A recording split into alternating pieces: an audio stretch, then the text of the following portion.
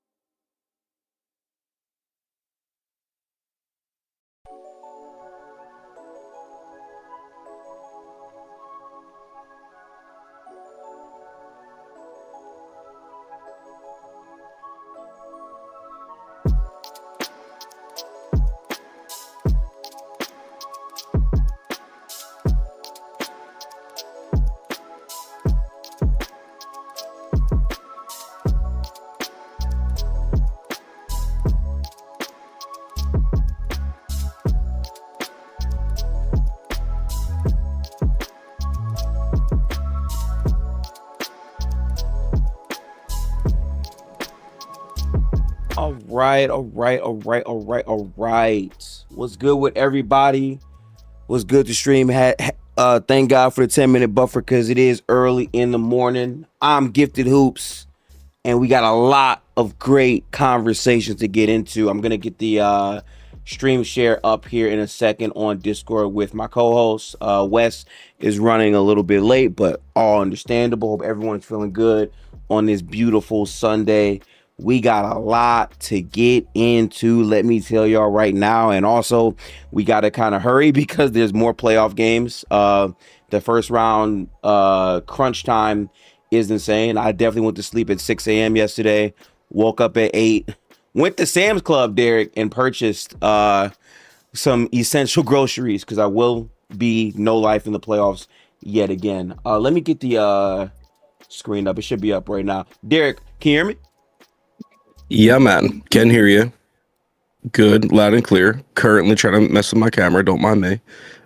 Yeah. Playoff hoops is again right around the corner. First round is too packed, man. I'm not gonna lie. It's I'm crazy, bro. gonna first world complain here. There's too many games. It is difficult to keep up with every single series in the first round. Not only Derek is it too many games, but let's talk about this, right? So specifically having 4 playoff games on Sunday and Right. Saturday is insane. Because if you're a fan of the NBA, they basically want you to watch basketball from 1 to 10 at night on the weekends. And in the case of a game like yesterday, that game started at like 8:45, but really went to like 11:30, which is insane for like a game time. So it's been crazy. I think my bigger gripe, and I think Real Talk also mentioned this earlier as well. Starting a NBA playoff game, chat, at 7 p.m. and then having a completely separate series start at 8 p.m. is wild. Like, how do you expect viewer retention through both games? It makes it hard to watch as a fan, and you already have these shits on Peacock and Prime and ABC. It's just hard, Derek. It's hard right now. It's brutal. And I mean, it doesn't help that we've got, Silver's quote to fall back on, that this is a highlights league.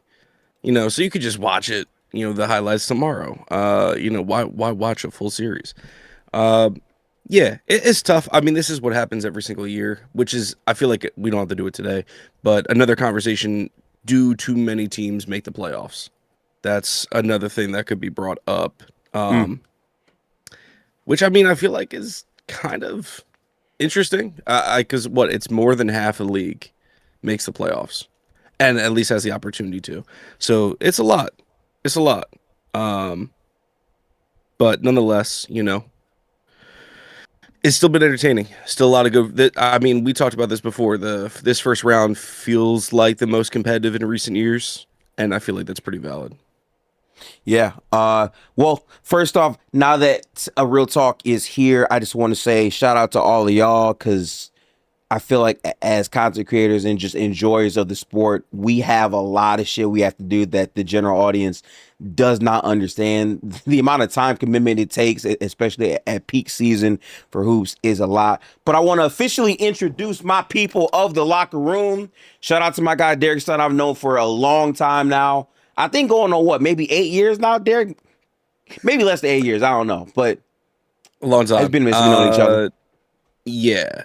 I think just before 2020, honestly. So I feel like that's not that far Insane, off. insane, brother. And then also shout out to my dog, Real Talk. We've known each other for a good grip, and every time we link up, it's been some fantastic conversation. I know you in euphoria right now, but how you feeling, brother? Yeah, just busy saving the basketball community, saving the world. Um, I'm glad people are finally waking up to things I've been saying now for 2 or 3 years. It's refreshing that people are starting to recognize that like rim protection from a center kind of important. Um, you know, scoring on real centers and not 6'9" niggas that would have been small forwards 10 years ago, kind of important. So we're here, man. Yeah, 3-1. No air, no Dante. Yeah.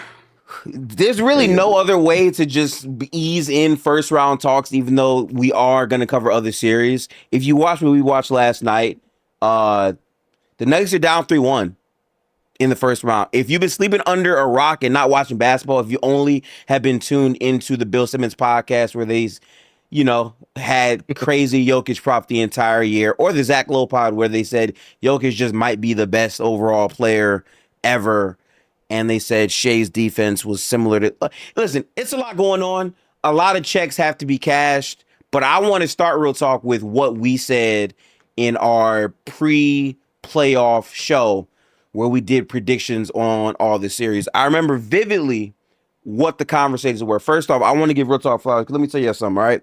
As a content creator, we have to stand on what we say. When we're wrong about a take, y'all will drag us into oblivion. You'll shit on us. You'll say all types of disparaging things about us. And we have to have the thick skin to move on and just wear that L.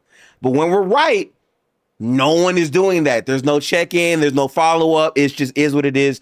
On to the next. I want to give Real Talk flowers because we talked about this, and I told Real Talk, it was never me doubting the capability of Minnesota at all, right? Like, I definitely thought Minnesota was capable, but my problem with Minnesota all year long, and maybe I have a bias for longer sample, I don't know what it is, but they were supremely up and down for a lot of the season, like not maximizing their capabilities as a team. And I feared that versus a Denver team that had better shooting than I had anticipated throughout the whole year, I thought they wouldn't capitalize on those advantages. And boy, was I wrong about that. This Minnesota team has been special. If you're a fan of basketball, just appreciating the story of last night. I mean, dude, Dante DiVincenzo tore his Achilles in the first quarter, bro, and went out with a hyperextension similar to the Giannis and Paul George and the KD stuff, right? Like, that happened, and there's still no quit in this team. And let me tell you something else, real talk. I got to represent here, right? As someone that has been in many basketball debates and conversations, yelling at the top of my lungs for a player that averages maybe 8 points or 5 points in the playoffs as a whole, as a Rudy Gobert truther, seeing what this series means to me, this shit mean everything to me, because the work that he has done on Nikola Jokic is effectively giving Jokic, and I know this might sound crazy, y'all can let me know if y'all agree or disagree, but this is giving me shades of LeBron 2011, at least in Jokic terms, in terms of the full collapse of Jokic and the Denver Nuggets. But I've said a lot. Derek, I know you haven't had a chance to pitch in at all for your thoughts. How are you feeling, brother? I mean, I was gonna let Real Talk go. This is really his thing. I don't want Denver to dominate the entire show, but it kind of will because this is the biggest talking story. But yeah, Real Talk. I mean, this is really your victory lap to take first, so you take it away, man. Well, let me start with the Minnesota aspect of things. Actually, let me start with the Minnesota aspect of things. I just don't know how people aren't seeing and accepting the modern NBA for what it is.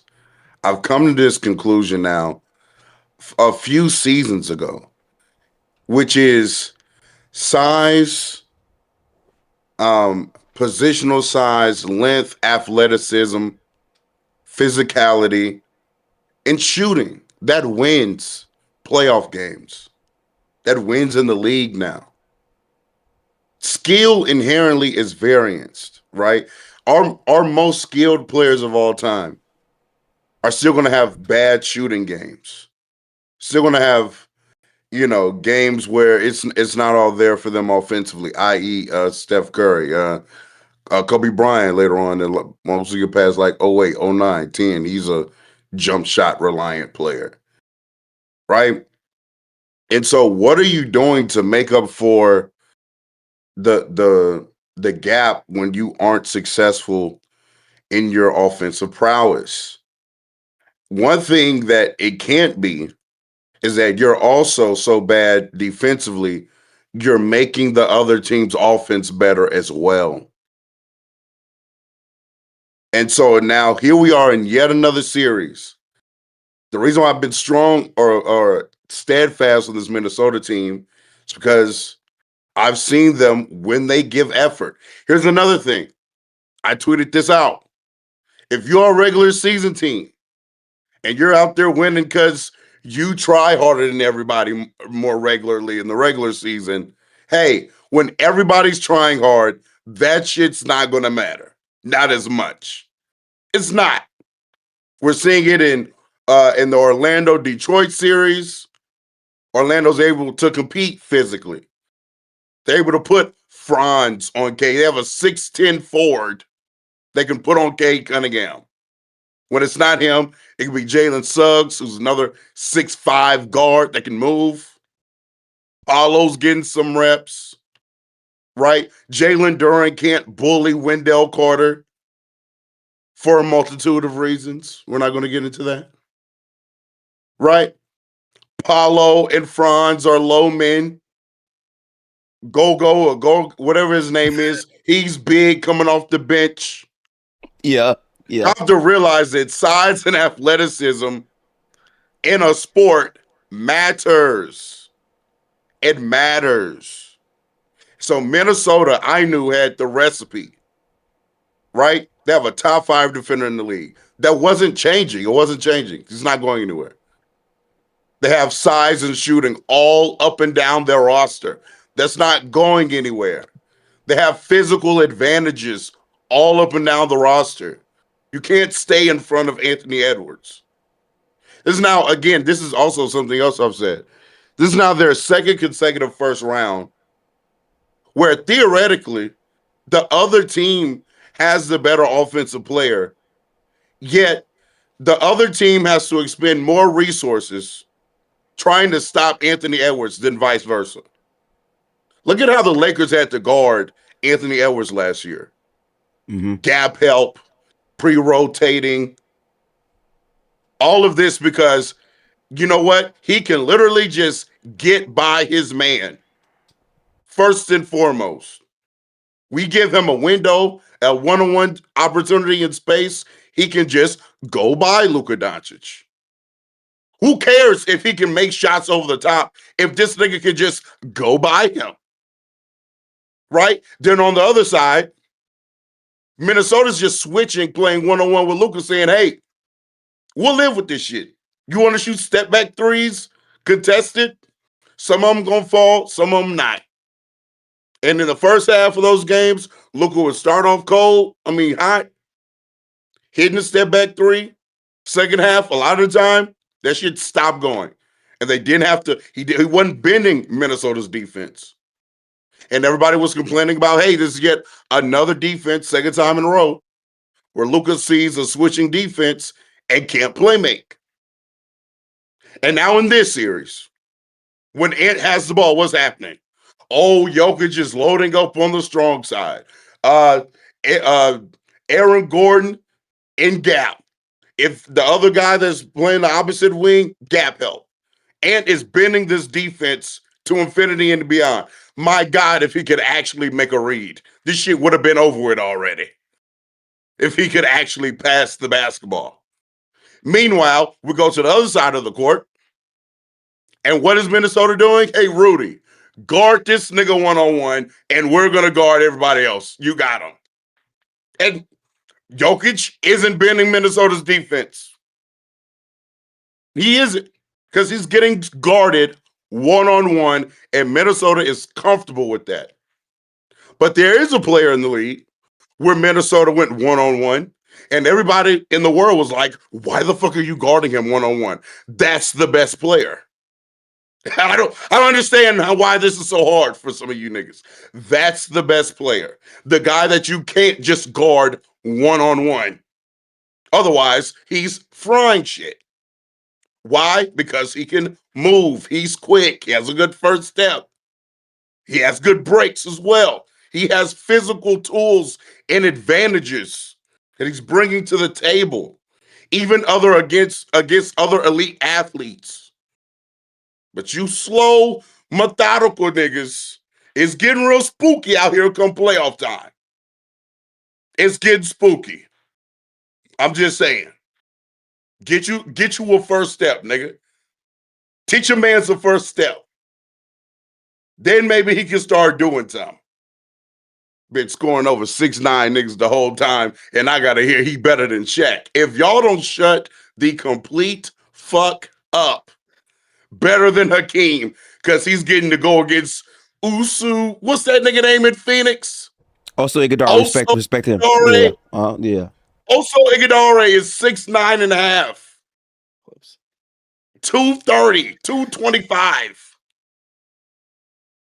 Give me a break. But I'm done. How are y'all doing this morning? I'm gonna pivot to Derek for his opinion, but first off, Akeem, appreciate the super chat. He said, "Let's get negative." This will definitely be more of a dialogue here. I will say this though. First off, shout out to KB Knows Ball. KB, I'm gonna put your stuff into the description as well for joining us on this episode. Of course, we know the main series, but we do have to get to some of the other series towards the end. But Derek, go ahead with your thoughts on this series before they played and then now. Yeah. So good morning, gentlemen. Honestly, great day. Great morning after basketball. Yeah, look, pre-series, I also, like many others, took Denver for a multitude of reasons. Both Minnesota's deficiencies, which we'll talk about, and Denver, who I trusted would have the best player in the series. Thus far, he has not played like it. But I also like their team construction. I felt Denver had suitable size to go against Minnesota. I think improved shooting, especially if a player like Tim Hardaway Jr. was going to carry over his regular season into the playoffs. The addition of Cam Johnson. I don't think I drank the Kool-Aid necessarily. I didn't pick them to win the championship or anything like that, but I definitely expected a better performance. And I want to give credit first to Minnesota, because we will talk about 15 and we'll talk about his failures this playoff series. The comparison to 2011 Bron has already been made, and I think they are running away with it. There's a lot of commentary about that player, but shout out to Minnesota. The MVP of this series has by far been Rudy Gobert, start to finish. Game 1, Minnesota did not trust him to take him one-on-one start to finish. They threw in some zone concepts. They threw doubles a little bit early, and Jokic did a little more Jokic things as far as playmaking was concerned. But later, in the second half of that game especially, they let Gobert go one-on-one, and he was having success. And even though it didn't result in, a win, we saw like the progress being made. And these last two games, I mean, it's been... I haven't seen Jokic this flustered in the better part of 3 seasons, just from one matchup. In the year before, we've seen like Cat and Gobert be a combination. And Gifted and we all talked about it at separate times as far as like, oh, well, you're losing a 7-footer who was a big reason why the T-Wolves had success against Jokic the first time around. And now Gobert just is basically taking him straight up and has him completely uncomfortable. Playmaking is not the same. Jokic's touch looks completely MIA. The normal like little jump hooks, push shots, they're not falling. He cannot take Gobert off the dribble. Whether he's starting at an elbow, the nail, 3-point line, nothing's working. So first off, props to the Stifle Tower. One of the best defensive players the league has ever seen. Bona fide top 10 defender of all time. That's the main reason Minnesota's up in this series. After that, Minnesota's depth is one of the things I underestimated coming in. I expected a guy like Dosunmu to have a good series. Didn't expect a 40-point performance. I'm not sure anyone could have predicted that. But he's been a hooper. Chicago was wasting his time. I'm glad he's out. Jaden McDaniels, bona fide, the personification of standing on business. Talking before you are up. Knowing you are going to be throwing haymakers in the fight. Big respect to J-Mac. Once again, he's doing it on both ends.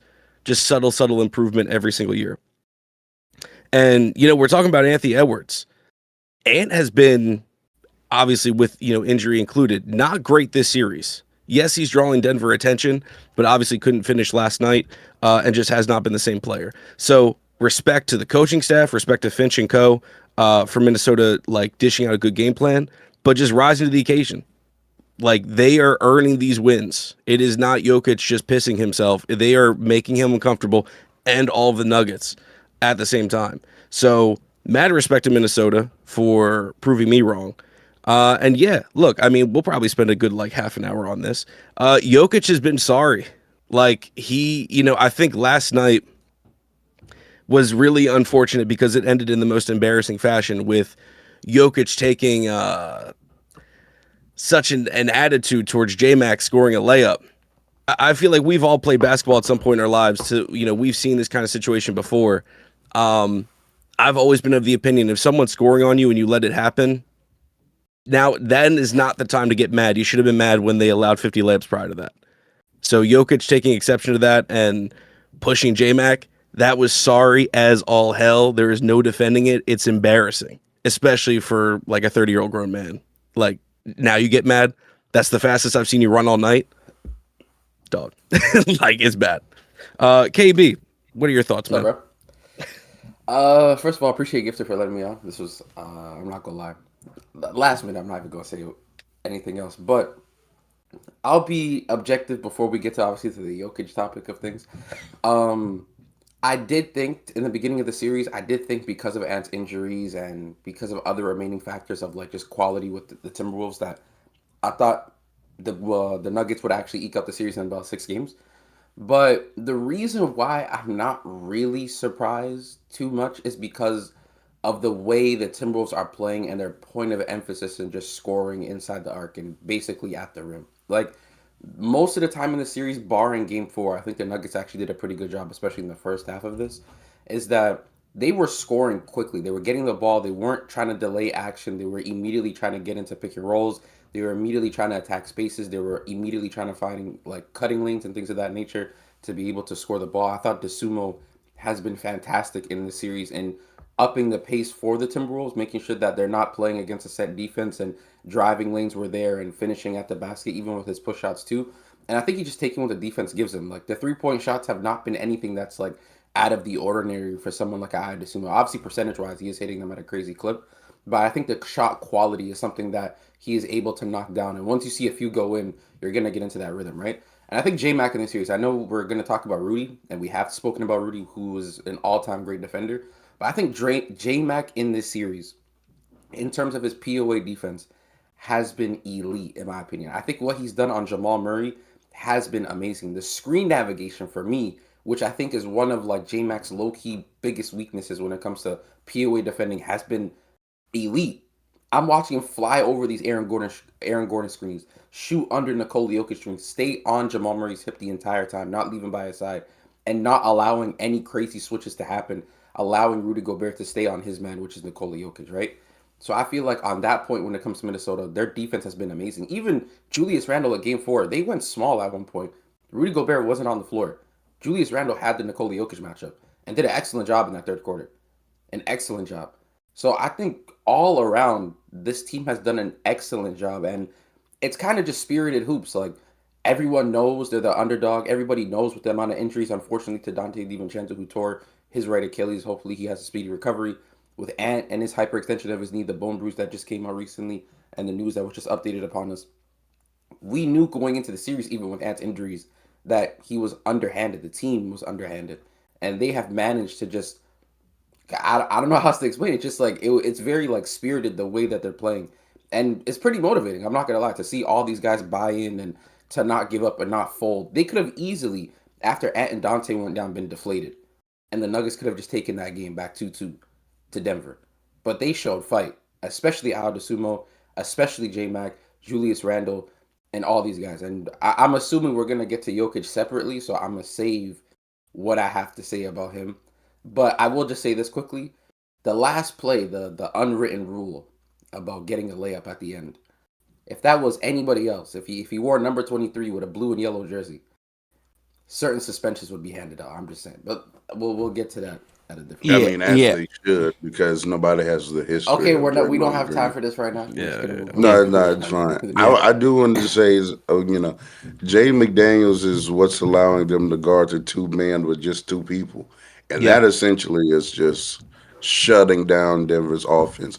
He has Jamal Murray clamped yet again because this isn't his first time doing this to Jamal Murray, but again, right? He's 6'10" and can move and quick and long balls, can jump very high. It's a great athlete.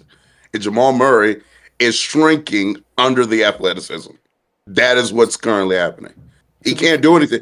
What is Jamal Murray going to do? What is the He can't. adjustment when you Make can't tough shots. beat somebody off the dribble? What's the adjustment? That's what he did in game 2. He was just like difficult shots were just falling. I'm like, you know Yeah. what? You got it, gang. I ain't gonna lie. But like, you said it best. He is perfect for the matchup with Jamal Murray. Length, speed, jumping ability, strength. He could do all those things. The one thing, like I said earlier, the screen nav for J-Mac has always been like something bad. If he gets clipped on a screen good, like he's almost out the play sometimes.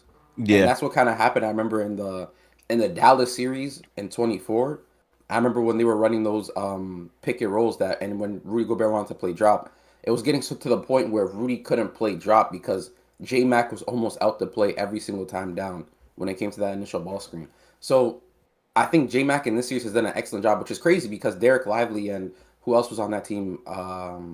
Forgetting the other center's name. But they're worse screen setters than Nikola Jokic. Nikola Jokic is one of the best screen setters in the NBA. Like, he is an amazing screen setter. So the fact that he's getting over these Aaron Gordon, getting over these Nikola Jokic ball screens, and staying attached to Jamal Murray is a testament to how good he is defensively. So, yeah. Well, Rudy also couldn't stay in the drop because one offensive player was able to manipulate their drop coverage with switching up between floaters and lob passes. It would be great if Nikola Jokic could be a vertical spacer at the basket. That would actually alleviate some things for Jamal Murray, but he's not that. It would also alleviate some things for Jamal Murray if he could hit a three, but can't do that either. So now Jamal and him getting boxed at the same time by two people with no help. And I'm loving every bit of it, every possession of that. I can't get enough of it in my veins. That When I just see Jade McDaniels and Rudy Gobert go over there and just clamp them, Derek. Ooh, it's so fun to watch. It's getting sad. It's actually getting sad to watch. I do. I Yeah. want them to find some success. My goodness, it's getting too easy. I ain't gonna lie. It's getting too easy. I do want to say this because obviously there are other things we got to get to, so we might as well get and fast forward to the Jokic conversation. I want to start with this. KB said it best. What happened at the end of the game, and I don't mean to call people out. And by the way, someone's mic I think is like slightly echoing. I don't know who it is, but I think it might be me. Okay. Yeah. I gotta say my truth here, right? Because again, I've been a Jokic fan. I have no problem with it. But unlike a lot of people, what people have to acknowledge about the modern NBA, shit changes so fast, bro. I remember Kemba Walker was scoring 60 points against Jimmy Butler on the Sixers. And then 4 years later, he's in the Celtics jersey and then he's out the league. Isaiah Thomas, king of the fourth quarter, going stupid, gets hurt, out the league a couple years. Like, things change so fast. They drafted Kate Cunningham, and the identity of the NBA shifting towards size and skill at every position. If you can't shoot, you can't play. That's where we're getting to. And for me personally, before we get into the basketball stuff, we got to be real. People like Carsobi, and again, I have no problem with Carson, but he had posts about Anthony Edwards' composure in regular season games, which is fair, right? Your star player needs to have composure to understand their value to their team 1,000%. But Nikola Jokic has consistently, and I've said this from the start, he has consistently gotten away with his erratic behavior at other times. And I'm not trying to get woke, whatever y'all want to call this shit, whatever, but it's real. I think it's a fair thing to bring up because for you to get so mad at Jaden McDaniels for making that layup, as someone who spent 3 hours, real talk, watching Nikola Jokic's defensive flaws in game one, the one game that they won, I never saw him have so much fervor towards someone getting to the basket outside of that play. And like for him to like show that side of himself, which he's shown multiple times, but it's gotten pushed under the rug because of the winning, because of the MVPs, because of the all-time prop. It's not genuine to the argument of what players are supposed to be in the NBA. I don't like that. And I think a part of why he gets that grace is because he doesn't talk. The gimmick of, oh, I don't care too much about basketball. It shouldn't really mean nothing. I always feel like that was bullshit because why would Jokic be playing in the last game of the regular season if he didn't care? If he didn't care, just don't play and don't qualify for All-NBA. These guys care. These players care about their legacies. I always feel like that's lazy analysis of basketball to say things like that. So to not keep the same energy when Jaden McDaniels, quite frankly, is being a dog. If you weren't a fan of him before this series, you got to be a fan now because he said they're soft. They can't defend us. We're not afraid of them. And he's playing with that same intensity on the floor. And that's why they're up 3-1. Now, granted, this series isn't over. I can guarantee you Jokic FC is going to have a lot of Jokic, LeBron James, earbud down 3-1. There's going to be many Photoshops of that out there. But at the end of the day, none of that shit matters. Minnesota did the most important thing they needed to, and that was win this game with all of the adversity, emotions, all that stuff, win the game. Because now all you need is one. All you need is one. And Denver has to be damn near perfect for all these games straight to win the series, which if they do, if I'm being honest, this goes back to another comment I saw from Russell, which I wholeheartedly agree with. Even if they come back from down 3-1 and win, we're acknowledging the flaws of this team. We're acknowledging the fact that Anthony Edwards is out.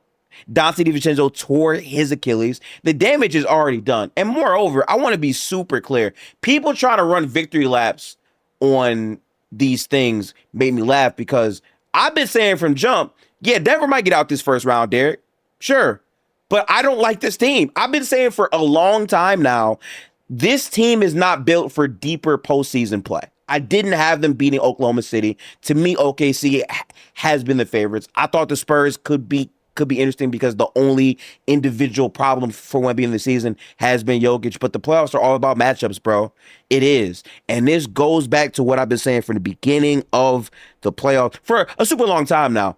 Pathing dictates championships often, time and time again. This same Denver team, by the way, they only had to play the Wolves the year that the Mavericks go to the finals because they lost the last game of the regular season, fully healthy, by the way, to a Spurs team that was already eliminated from contention with Wemby having the game of his season. They lost that game, and that made them match up with Minnesota in the second round, which led to them losing in 7 games, right? When you could theoretically argue if that same Denver team didn't have to play them, matchups are everything. So I don't feel bad for them.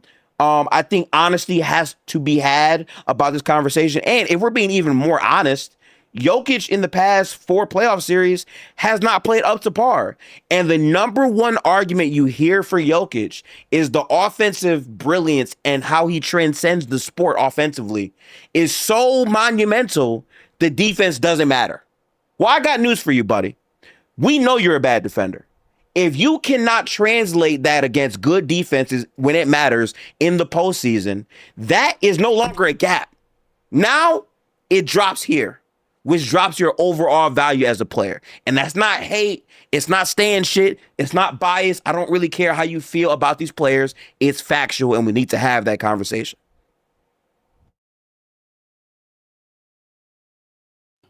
Just Derek, you look like you've been wanting to say something.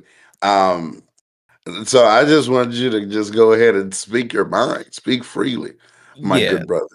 the past like couple of nights, like stream last night, and just the conversation around Jokic. I'm torn for really 2 things. I feel like one, we are both like reacting to what we're seeing on screen accurately, while also taking like these more like grand approaches to what Gifted just said. I feel like that is both true because Jokic has not been well. The Nuggets subsequently, we were overrated. That's all fine to say. I do feel like it is a heavier hit on Jokic for objectively one bad series. I think it's fair to say he's underperformed. This is unequivocally his worst series of his career. So it's fine to point that out. I don't know how much further I want to drop him for one bad playoff series, because you talked about it last night as far as like he might not be top 5 going into next season. Should Giannis come back healthy? Luka has, Who said that? You did. We talked about it last night. about I don't him. remember saying he was not top 5. Or You were not saying top he's, 5. I don't know why Luka's not better. And then other people on stage and chatters were saying he might not be top 5 because Oh, we that's have news to me. Oh, no, he SGA. top We 5. have, No, he top okay. 5. Okay. He top 5. Good. All right. Let's cover. So, but like to that point, a big reason why I feel like we are lambasting him so much on top of objectively having a bad series and, superstars get this coverage is because the fandom of Jokic and the Nuggets are just way too much. They are obsessive. We know quite a few of them. And I think the fact that they have been working almost in tandem with the national media for the better part of 3 years is a really big reason why we are just filled with vitriol as fans of other teams and players. Like this Jokic prop is what's setting him up to fail. He has been introduced in conversations that he probably really didn't deserve, or at least it was too premature. Because I have him in all-time great center conversations, that's fine. But he is surpassing names before the resume fills in the blanks. And that's my problem. It's like, Jokic is still an amazing player. He is an all-time great, but now he has to fall so hard off of one series because he was anointed so high so fast. So I'm torn because on one hand, it's like, I don't really want to decimate him. I don't want to say he's ass because his defense stinks. And this is the first series where he looks like he's giving you nothing offensively because he's getting strapped and he's going against a great comp.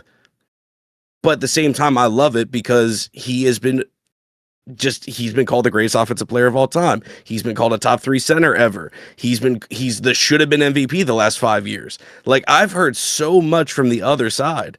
It's like, yeah, now I want to see you fail. Like, you've put me here. So that's why it's so frustrating. And like the defenders, of which we all know a few, I think have just been completely, unserious is the first thing that comes to mind, but just so biased.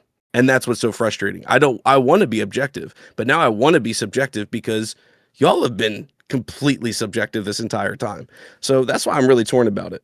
It's really not him. It's his fans. And I want to that has been my point for the past 3 years. I've never not acknowledged that Jokic is one of, some years, the best player in the league. But when y'all are walking around telling me that he's by far in a way better than Giannis, by far in a way better than these seasons of Joel Embiid, who's putting on all-time scoring performances while being an all defensive caliber level defender. When Shai is having some of the best scoring seasons of all time. When Luka Doncic at 24 had one of the best seasons I've ever watched in my life. When y'all are going around telling everybody that he's by far and away better than them, I don't think, and I was saying this then, I don't think y'all are understanding what y'all are saying at that moment. There are very few people who have ever dribbled a basketball. I don't even know if I can name 2 or 3 who are by far in a way better than 24 Embiid. Do you know what kind of statement that is? What are you like? What are you actually saying when you say that? I don't think you're realizing what you're actually saying when you say that. You weren't making any sense then. It's been dumb. And to Derek's point, it's been in tandem. Not only did Twitter and Spreadsheet FC take over, they also convinced everybody in the national media that he was also by far and away the best player. He's the LeBron of this era. There's no LeBron. I've been alive when LeBron was LeBroning. I'm telling you, this isn't LeBron. I'm telling you, it's not the same. LeBron had the whole league in check. Everybody knew who was the best player. Everybody. And he went out there and played like it, went in the games that mattered. He reminded people year after year in the postseason, hey, it's levels to this. It's real levels to this. Cool. You had a great regular season. I'm finna go into this series average 35, 12, and 8 on great efficiency. Wow. If we're talking about those runs like 16, 17, turning it back up as a defensive player as well. Like there was no, it also did it in 2020. There was no questioning that. He was going to be the best when it mattered. And it's been now several years where, yeah, Jokic is having great regular seasons, but he's not stepping on the court in these playoff settings just clearly better than everybody else. That's not what's happening. It's not. And he's not even having the clear better regular seasons anymore. He's lost that leg as well. Because here goes SGA with yet another all-time guard season. Oh, we gotta talk, man. I'm sorry, real talk. I don't even mean to cut you off, real talk. But that right there is the biggest point for me. My problem with people that consume basketball content is y'all are so afraid to update your resumes, to update the state of the league. Just because a player had a run in 2023 does not mean there's still that same status in the season. The entire year, by the way, right? Because last year, I'm not sure how many of us agreed on this, but I had OKC winning the title last year. Me personally, I did, right? And I feel like in the regular season, Shai Gilgeous-Alexander had performed to a caliber where he's in that best in the world conversation, right? This season, I felt like the consistency, I felt all the way through he was the MVP. I felt that way. But more importantly, I felt eye test wise he was playing the best basketball of anyone in the regular season. I was saying that. And then when Jokic went down, the other thing that we have to keep up with is the way people move goalposts. Because when Jokic went down, a lot of the stands were telling me you're going to see the impact on why he's the MVP, because Denver's a bad team without Jokic. They're going to be awful without Jokic. And then we saw Jamal Murray turn into Jokic with 17 assist games, and they're still winning games. And then when he came back, they were up and down, and then they got a lot better towards the end, right? But in the middle of all that, Shai is having the season he's having. And what we have to hear every night with Shai is, oh, free throws. It's just free throws. He's not that good of a player. It's just, people are so numb to greatness when they're supporting their favorite player. And I don't want to be like that. I'm perfectly down to shift and change my mindset and perspectives on players as we see. Because one thing I love about basketball, the regular season, it tells you a lot, but the postseason tells you even more. This is where legacies are made. And as good as Jokic is, to Derek's point, when you anoint a player this high, you got to match energy. If he's going to be in Shaquille O'Neal conversations, and you're getting fried by Ayo Dosunmu in a playoff game where their best player goes down, the criticism has to be just as harsh, Derek. Well, it only has to be just as harsh because if y'all would have just listened to me and to what I was saying, hey, let's wait until you start calling him that, then we wouldn't be sitting here right now. It's you all's fault. It's people like Wes' fault. No. Okay, hold on. I want to get KB's thoughts and Wes's thoughts. There were a few super chats. That's why I want to throw them in, because one of them we need to address immediately from Puzzy was, where is this Jokic doesn't get criticized narrative? Because Twitter is going absolutely bonkers over him. They are going crazy over him right now. But I think we can all agree prior to this series, that is a completely different thing. So that's where I'm like, if you had been here a month ago, Jokic was not getting talked about this much, let alone like this. So that's my first problem, is he gets his insane support from Denver fans and Jokic fans, but then the national media, we have the quotes. We have SVG saying he's probably the best player ever. We've got Zach Lowe saying he might be, I don't know. Like, we have insane quotes from respected media personalities and analysts and former coaches and players, etc., saying outlandish stuff, on top of the psycho Twitter fans that bust out their calculator and I don't know if ever touched a basketball. So we've got all spectrums. of Shout out to Chris in the chat. insane takes. But KB, your Yeah. thoughts on the Jokic Real situation? Real fast though, because I definitely want to hear from KB. I do want to read off the chats we have so far. I don't like to hold people. I do appreciate the support. And again, make sure to tap into everyone's channels. KB has his own thing going on. Obviously, we're gold blooded as well, so stay tuned for those. But I'll quickly read these out. The first one from Akeem again. Let's get negative. Hopefully, we can still be productive in that negativity. The second one for Pussy Boys. So Jokic isn't even top 10. We talked about that. People are literally saying Shai is better than Kobe Bryant. That is a whole other bag of worms we're gonna have to open up at a different time. But see, that's that same shit. It's Yeah. happening again. It's the same Yeah. thing.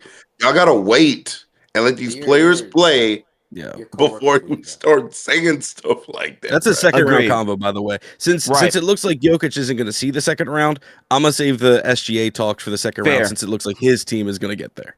Fair. I appreciate the question about. I appreciate the question about where does Jokic rank all time for you, but like respectfully, I don't want to waste time on a all time convo. He's somewhere top 25, whatever it is, and we'll see how that keeps climbing up or going down. And last thing, only thing against Jokic is like he don't care. Again, that's a media thing. Jokic cares. I will say this again, real talk. If you do not care about basketball and all you care about is your horse, right? And you only show up to work because it's your job, why are you playing in a meaningless regular season game to qualify for All NBA? That's a narrative. Money. I don't think any of us have ever said anything about caring. I don't Yeah. think that's ever been a dialogue of like we think it's a nonchalant gimmick. I don't care. Like Jokic Yeah, I don't care. has other interest other than basketball, and that's fine. But he clearly cares about the sport. You don't get this good without caring. You don't 1,000,000%. accidentally fall into this. So he clearly cares. That's never been a talking point. Yeah. But yeah, KB, my fault. You can go ahead. And then after you go, we'll transition into the other series because the Raptors game is going to start in about an hour. You can go ahead, KB. Is my mic still echoing, by the way, or no? Let me see. Mic test. Nope. You're good for me. Yeah. Okay, you're good. So I muted on purpose because I didn't want to like A, interrupt, B, I didn't know if the echo was still there. Yeah, fair. To piggyback off of all your guys' points, because I think you guys all pretty much said what I agree with the most. I just think when it comes to this Jokic conversation, a lot of it was just premeditated. It was just, we seen the projection, and I understood the projection, but we started shooting him too high up this list, thinking he could stay where he is at. The thing is with Jokic, I get labeled the Jokic hater, of course, because I critique him a lot. But the reason why I do is because I think when he gets put into combos with like Shaq, MJ, LeBron, like these three in particular, those guys are so good at what they do, which is put the ball in said basket, that people tend to forget when it comes to Jokic's weaknesses offensively as a scorer. He doesn't stack up to those levels of scores in the postseason, in my opinion. We spoke about it. Real Talk spoke about it. The 3-point shooting dipping massively. The face-up game not being enough to bend the defense. The fact that he is a center and getting pushed out the lane by Julius Randle and Rudy Gobert, not allowing deep positioning to be able to get paint points, to be able to basically bend the defense because that's what Shaq was doing. You weren't denying Shaq from his spots like that much consistently in comparison to Nikola Jokic. When it comes to the on-ball pressure, he's not putting pressure on the rim from a dribbling from north to south perspective because he is a center who is uncomfortable dribbling the ball for that long. The passing and playmaking to me, the playmaking, or the passing I should say, is still excellent. But the playmaking to me, this is in particular the reason why I don't like some of the conversations is because we talk about him like he is a world bender who creates so many advantages. When in reality, he's just connecting the advantages that are in front of him. I'll be completely honest with you. He's still an S-tier playmaker. I'm not saying he isn't. But the difference between him and a LeBron, for example, is LeBron is bending the defense through pure pressure. With Jokic, it's I'm waiting for a split second where I can find this pass, and I am dotting you. Mind you, the passes are excellent. But there is a difference level in playmaking. LeBron will consistently put pressure on you all the time, which forces you to collapse. But LeBron can also make those same set passes. MJ, you're just not denying him from getting to his spot. It's just very rare for you to just stop him from getting to the spot. He can rise over you. He can finish above you. He can shoot the ball very, very well. He was just very, very good at what he did. And Shaq in particular, I can just boil it down to one thing. He was so dominant in that restricted area and just so much bigger than everybody else that it did not, he barely, I'm going to say barely, he barely had to do other things to supplement his lack of weakness on maybe other things offensively, because he can just simplify. I'm in the low block, I'm sealing, 2 dribbles, drop step, you're going in the basket. You're going in with this basketball. That's the difference between those three and someone like a Nikola Jokic. And to talk about just the crowning point that Real Talk and Derek Gifted, you guys brought up as well. I remember, Real Talk, you were there too, on PC, the day after we spoke about Nikola Jokic, we spoke about Kawhi and whatnot, and the play and stuff. In 2021, 2022, 2023, when he got to lap everybody basically throughout those early 2020 seasons and be crowned the best player in the world, even before this title. I remember the discussions that people were having. People had him better than Giannis. People had him better than Embiid. People had him better than Steph. People had him better than LeBron James, without actually proving what it is. And after he got his title, they were ready to say he just consensus best player in the NBA. Similar to LeBron, they're just him and it's everybody else. Since that NBA championship, he has yet to proven why this gap should be Nikola Jokic and everybody else. 23-24, Luka was better than him in my opinion. 24-25, Shai was better than him in my opinion. And in this season, Shai, Wemby were better than him in the season. They were. Inherently, from what I view as a basketball fan and a basketball mind, I genuinely believe they were better than him this season, bro. And reason being is because they do not bleed that much value on one end of the floor when things aren't going well for them offensively. And with Shai, it's a matter of consistency. You're not denying him from his spots. He is constantly putting pressure on you. The mid-range shooting is unbelievable. The rim finishing is unbelievable. And the playmaking aspect, which people like to harp on when it comes to Shai, is very simplistic, but it's effective. He doesn't need to throw 8 skip passes for you to believe that he's this S-tier playmaker. The reason why is because he's getting hard doubled from the strong side corner because he can't be denied from his spots. It's quite literally that simple. If I have to make a simple read to find Isaiah Joe, Lou Dort in the right-hand corner on the strong side of the floor, that doesn't mean I'm not an S-tier playmaker. That just means my scoring is so good that you quite literally have to hard double me. If not, I am getting to my spot every single time, and you are not stopping me. That's why a person like Shai is the best player in the world. A player like Wemby, who's very also simplistic on offense, doesn't need to do a lot of things to be effective, can also bend your defense constantly with his vertical spacing, his finishing around the basket. He can actually stretch the floor, and he can put the ball on the floor as well. And defensively, being the best defensive player in the NBA, in my opinion. These are reasons why these two are the best players in the league, not someone like Nikola Jokic, in my opinion. It's just the inconsistencies from, as Derek said, fans who were ready to put him on a very high pedestal. And I'll be fair, a lot of FCs love to put their favorite players in conversations maybe they don't belong in. There's a good portions of them. But sure. When it comes to this man and his downfalls, we can all agree the level of excuses that are made for him is ridiculous. What the reason why I'll come clean, Derek, because you said it earlier. You said people brought up the 2011 series for LeBron. I'm part of the people who brought it up. I'm not gonna lie. And the reason why I said this is because in context of the series, heading into the series, with the way Denver fans were speaking, I'll use Swiper for example, who said they wanted Minnesota, who said the defense of Minnesota has been horrible this season. Who said they were similar to the Rockets, by the way? Exactly. Who said the perimeter of that defense hasn't been the greatest. Who were saying all these things and how Jokic and has been frying them historically for most of his career, which he has, to be fair. They said all these things, and in context with the injuries for Ant, now the injury for Dante DiVincenzo, and how this game has been going in the series, you can genuinely argue it's been worse, especially from a prove-it standpoint. They're telling him, they're looking at him and saying, I dare you to beat me one-on-one. Let me give you a stat. And shout out to Lo because he literally just sent this to me, I think, maybe 30 minutes ago. Okay. The nigga is shooting, this is hand track. This is not nearest. This is not NBA tracking data that gives you field goal attempts even if you're not defending. This is straight up, you and me, I'm affecting your shot. The brother is shooting 11 of 40 from the field when defended by Rudy and Gobert the third. Woo! Gobert FC. 11 Let's go. of 40.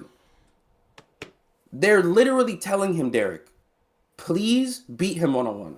Go. I want you to do it. And he can't do it. Then defensively, you see in the second half the amount.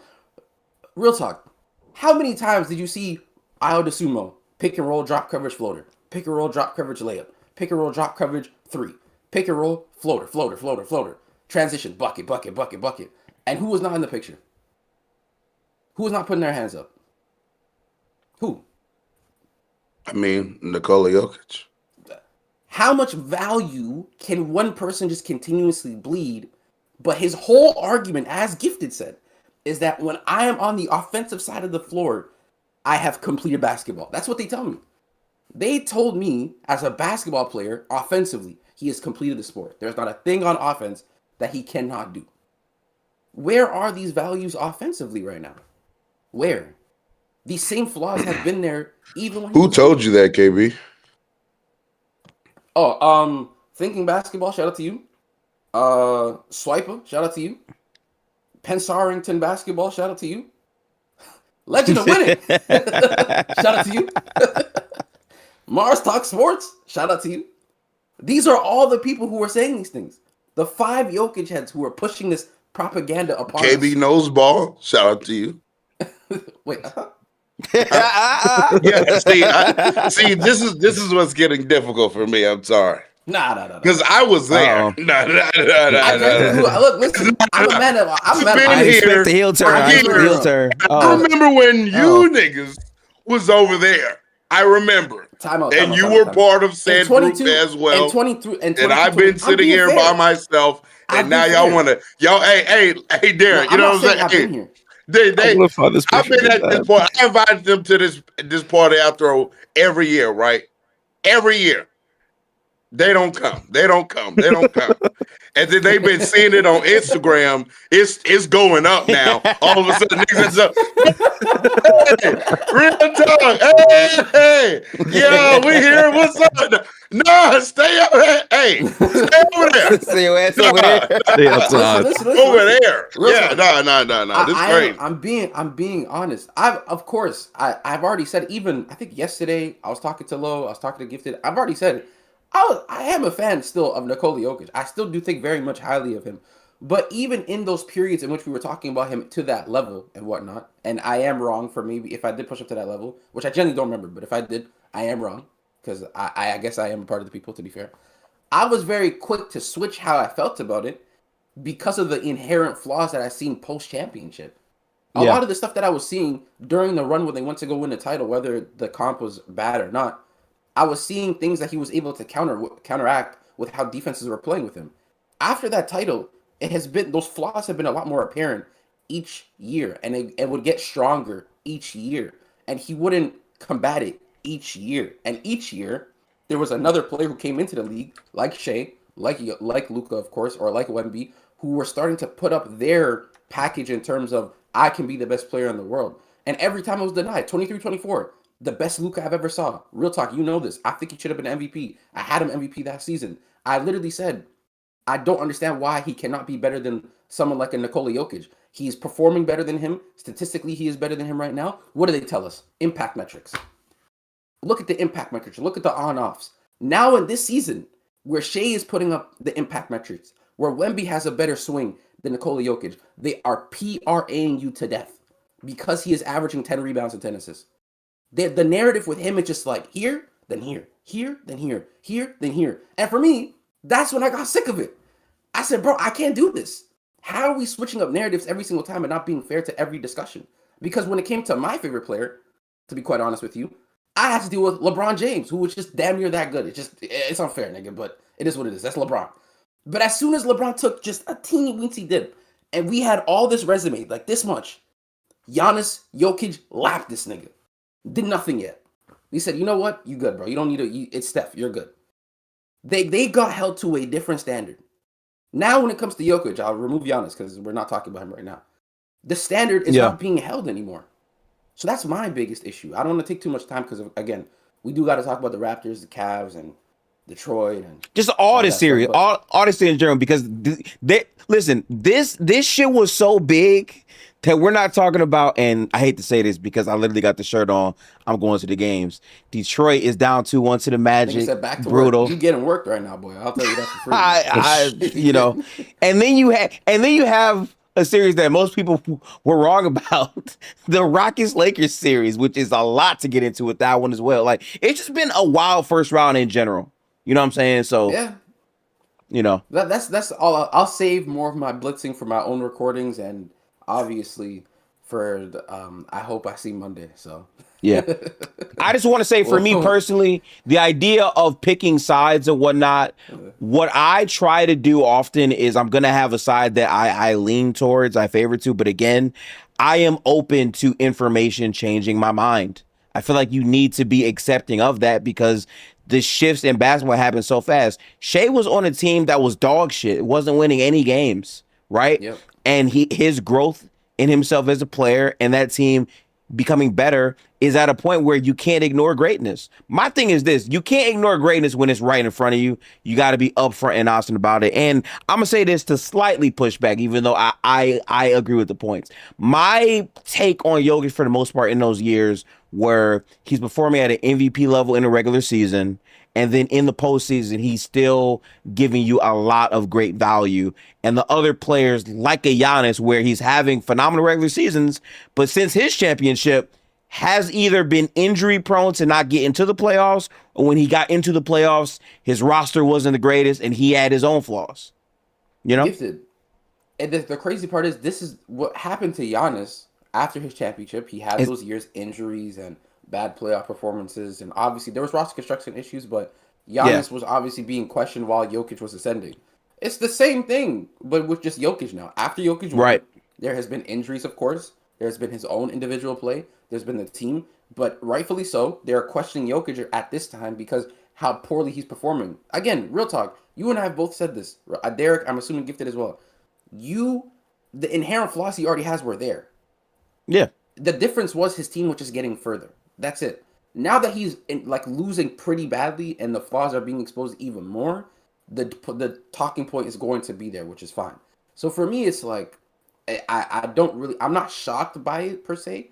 I am shocked at the level of how bad it is, but I'm not shocked by his inherent flaws, which then led to this discussion, which is now probably crowning Shai as the best player in the world, or even Wemby if he continues to do what he's doing in the postseason so far and just remains healthy. You know what I mean? So, Yeah.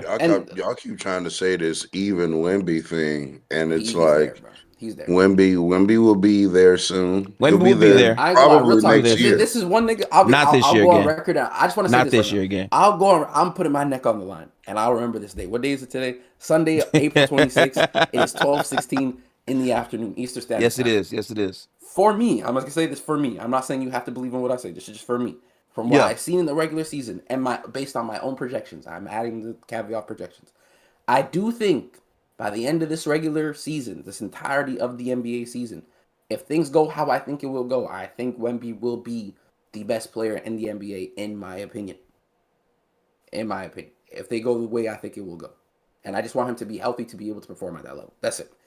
But I'm not saying Shai can't be. I'm not saying Shai just is removed from the conversation. If you are saying Shai is the best player in the world, that is 100% fair. And the argument makes a lot of sense. It's been like that for about 2 years now, basically from last year to now. So I will be 100% fair on that. And last point, before we move on to the other series, which I actually really do want to talk about Detroit, because I find it. Well, like before we do that though, I do want to get Wes's opinion on these things, KB. So after you get done, I'm gonna let Wes go, and then I'll read off some. Yeah, he's here. I just saw his got his audio for him. his mic move. So I believe he is here. Yeah. Yeah, this is my last thing I'm gonna say because I said it earlier, but I wanted to say it during this point when we were all talking about Jokic and stuff. The last play of the game, the layup and stuff, I just think very unnecessary. I do think Jokic does have a tendency to, when shit's not going his way, he's been screaming at referees, doesn't get really teed up like that. He throws a temper tantrum. He throws tantrums. Yes, he does. Saying. You can ask him worse to win. He picks fights with people. I remember the D Book situation. I remember this situation as well. There's been countless times where Nikola Jokic has literally been the person starting the issue, but because for some, I don't know why, maybe it's because he just one of the best players in the league, so he just gets that level of like, we're just gonna let it slide. But he could just do whatever he wants, and everything is just okay. Everyone's looking at, for not everyone, but a lot of people are looking at Jaden McDaniels and the unwritten rule of not scoring a layup. Nigga, he doesn't like you, nor your team. I wouldn't expect, if I'm in a rivalry and someone had the ball last possession and they score a layup like that, I'd be like, all right, bet I'm gonna get you back next game. Or Right. maybe in the 48 minutes of the game when your legacy's on the line, You maybe play better. show up, or don't go 1 for 10 in the second half. Maybe, or like don't have 3 turnovers. Don't be just throwing the ball out of bounds and not playing defense and just olaying yourself, watching Ayo Dosunmu just float you to death. Like what are we talking about, bro? Like I have been involved with basketball now for like, how old am I? Finna be 29 in December. Oh, fire. Involved with, Hey, congrats. yeah. So There you go. Yeah. Join the old head crowd. I do dare. Hey, I do dare. I was gonna say something. welcome. I've been involved in either like playing it or it's talking about it now for like 20 plus years. I have never understood the last basket thing. I've never Never understood got why that. that's Me neither. never got it. Especially if you're still playing yourself. Denver just shot the ball. It'd be one thing if like they took a shot clock violation, like signaling, hey, game's over. We didn't try to score. So then y'all inbound it, hold it, don't try to score. Even then, though, it's never bothered me. I don't understand what's the big deal. The brother he went patted a stat or something real quick. Who cares? Y'all got whooped. It is what it is. Or we whooped you. It is what it is. If I want to add Yeah. an extra 2 points at the end, that's what I'm gonna do. I don't understand what's the big deal. The game's over. It's over. It's not like this is changing anything. And don't like just real quick on that point too, because I watch basketball, and again, I haven't been watching it as long as you guys have. Again, like I grew up kind of different. My dad is from Africa. He banned me from watching sports. He just wanted me to play, so I just played, and I began watching in like 2013 for me. So I'm still a relatively new basketball mind and this stuff. But what's funny about this though is I remember when Jamal Murray was trying to get 50 points versus Kyrie, and he was shot chucking at the end of that game to get it. And Kyrie got mad and threw the ball in the stands, and Jokic just didn't care. So, like, if you're fine with your boy putting these shots up, keep the same. Oh, but you're not, because you're salty about losing the game when you know you probably should have. It's different, bro. Oh, It's different, man. well. It's different. Yeah, Playoff atmosphere, man. It's just different. It's different. Right. They won't tell you why. Right. They just say it's different. That's the thing. I never understood it neither. Like, real talk. I've been playing basketball, talking about basketball literally since I was born. Like, I've been playing basketball since the day I was born. I've been talking about basketball since basically I could speak like coherently about anything. So I never understood the unwritten rule as well. I genuinely never understood it. I get like, maybe out of respect, the game is over. You just kind of just dribble it out. But if he scores, then what? What does that mean to you? Like, I just don't understand. Like, and if you cared that much, you should have done something about it when there was 48 regular minutes for you to do. When you played 40 minutes and your team's defensive rating was 123, and you were just getting botched and hotched and scotched the entire time interiorly. Maybe you should have done something then, or maybe offensively when your team was, I believe, like a 109, 110 offensively when you were on the floor. Maybe you should have been the all-time great completed master basketball offensive player in the second half when you just refuse to be aggressive, when you refuse to make a shot. Maybe then actually do something. So that's just my thing, bro. Yeah, I will say once I started coaching, because as a player, we didn't really care about the unwritten rule. I vividly remember my team getting absolutely demolished in a championship game in 8th grade, and they were running up the score. For like the last 3 minutes, it was like a dunk off. Like they were just cooking us on the fast break. It was bad. I was like, well, this doesn't really change how I feel about the loss. We got kind of crushed either way. Yeah. Them celebrating the win, it's like, all right, tough. I can't do anything about it. From coaching, the only reason you really care about the unwritten rule, especially the younger players of the game, you just don't want to like soil the experience, and it's not so much supposed to be about winning and losing. And then also it's about like not pissing off the parents pretty much. Again, like even in high school, you get parents that will get pissy and throw a fit. It's like, oh my goodness, they ran up the score. It's like, okay, well, little Billy couldn't guard all game, so sorry they added 2 more points. It like ain't nothing that's gonna happen. Out of respect, you can run out the clock. But again, like Real Talk said, they tried to score. So it's like, congratulations. Right. But this is a bunch of grown men now. Like, you're paid to play the game. Guess what? That 2 points is going to look good for J-Mac because someone is going to look at this playoff record down the line and be like, oh, he got 20 averaged instead this? of 18. Yeah, right. Right. Like, it doesn't matter. Jokic throwing a fit, agreed with everyone. It's like, too little, too late. Hey, It is what it is, dog. You just got to, it's a tough pill to swallow. But you lost already. 2 points ain't making the difference. So, I don't understand the unwritten rule, especially at professional levels. W or NBA don't matter. Like, if they can score on you, try and stop them. I don't know what to tell you. And I don't understand. Whatever. I don't understand neither. Why is a losing team just allowed to go for every bucket? It is like I've watched. You know what's crazy? Yeah. I've watched times where the losing team will be down by double digits and there's like a few seconds left. They'll go for like a last ditch 3 or something and just make a basket, right? And then the other team just got to dribble the clock out. Why? How come I can't just go for another basket? I don't really understand the unwritten rule. So yeah, I agree. And the last thing I want to say on this unwritten rule before going to West, because West has been waiting. I have no idea what he thinks about any of this. I do want to say I am highly anticipating what my boy Wes has to say about his number 15. Now I know Wes keeps it real. Yeah, that's all I know. So the last thing that I want to say on this as well is what makes me so mad in a sense, like I didn't grow up watching sports. I grew up playing them. And my dad was a big proponent on when you fall, get up, fight, like have some pride. And what's hilarious to me about this is people saying, oh, they brother code. Guys, can we bring back hating niggas in the NBA? Like, why do you have to be buddy with who you're going against? It's okay to hate your opponent. Jaden McDaniels did what he did, partially because I'm going to get a bucket, but also it's fuck you.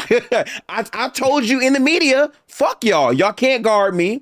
We're not soft. And mentally, he's getting in their head. So obviously doing that, and the best player running the fastest he's ran the whole series to get to him is the reaction Jaden was anticipating, because when he pulled up on him, what did Jaden do? He said he laughed at him because you lost composure. But that same composure shit y'all use to tax these other players who ironically are black. I'm sorry, it is a thing inherently that I do want to say. I don't like the way that looks, but yapping a lot. I'm gonna read all the super chat for sure. Appreciate all of the support for people who are in the stream again.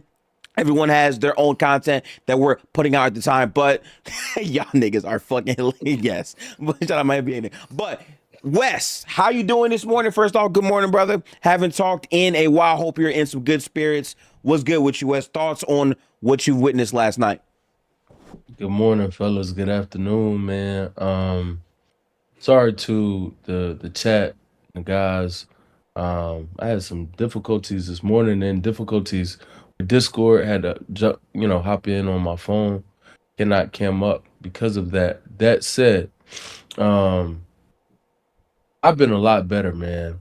As a Jokic truther, as a Jokic fan, I have been a lot better. It is very interesting what's going on out here, man. And there's some things I'm hearing that I don't necessarily agree with in response to like Jokic and his overall like standing as an offensive basketball player now, or what he is, like all-time rankings, etc. But at the end of the day, you gotta hold this, man. Like, and if this is what happens when you go out there and you play, hell, like baby Sengun. I don't know what to call this. I don't know who this guy is. I don't know how to make sense of these performances. I don't know how to make sense of even how he's processing. Like all of the things that he's gotten credit for, and myself, like I have praised him for. There's so many things, and he seems to be very reliant on his 3-point shot right now. And if he can't make it, which he has not been able to since the injury, it seems like he just isn't the same basketball player. Like he's not nearly as impactful as he was prior to this. And this isn't the Nikola Jokic that I came to love, I guess, in 21 or 22 or 23. Like, this is really, really alarming. And all credit goes to the Minnesota Timberwolves. My hat's off to them. But my gosh, like it's pretty embarrassing and baffling. And it's not. I saw some like I don't want to really get into the 2011 which one is worse. What I Yeah. will say is this is not the same. This is a champion. This is a 30-year-old guy. This is someone who's in the peak of his prime or in the heart of his prime, at the peak of his powers. This year, this was his best season ever again. We do this every year. He started off really, really go ahead. Nah, I'm just intrigued. You're intriguing me. I'm sorry. I'm interested in your conversation. But yeah, this was his best season ever. He raised the bar once again. He joined Russ, only players in NBA history, consecutive triple double or multiple, screw consecutive, multiple seasons averaging that. He was a 71, 72 true shooting, all these things that were working in his favor. And again, like I didn't say this, but someone I respect a whole lot said this. Swipe or swerve and down, coming back off the injury in March, he wasn't quite right, or maybe it was February. I'm not sure, but that period where he was just back, he wasn't quite right, and y'all played with him, and y'all said he wasn't this, and y'all said he wasn't that, and then now that he's healthy again, and he's got his legs under him again. That's the best in the world. Yeah. And he had some performances that I would say deserved that type of bravado. Where is the bravado for myself and all the Jokic fans? He doesn't get a pass. He does not get to just exist and it just be a bad series. Like, even though it is a bad series, and it may not be much more than that, right? But my gosh, like it's really confusing, and it's hard to even have the words. I don't have a conclusion outside of he's playing piss poor, and I don't think all credit to Rudy. I'm not going to say well, this guy was just so great as a defender that I couldn't solve the equation. That's bull. You are like, as every great player has a responsibility to be great, and being great comes with defeating great challenges, overcoming great challenges. Who cares that Rudy is one of the best defenders ever? Overcome it. Be great. Your greatness needs to outshine his greatness. And it hasn't. And he's wilting. And that's not something that I ever saw coming. I never saw that coming. I think he's too good, too great.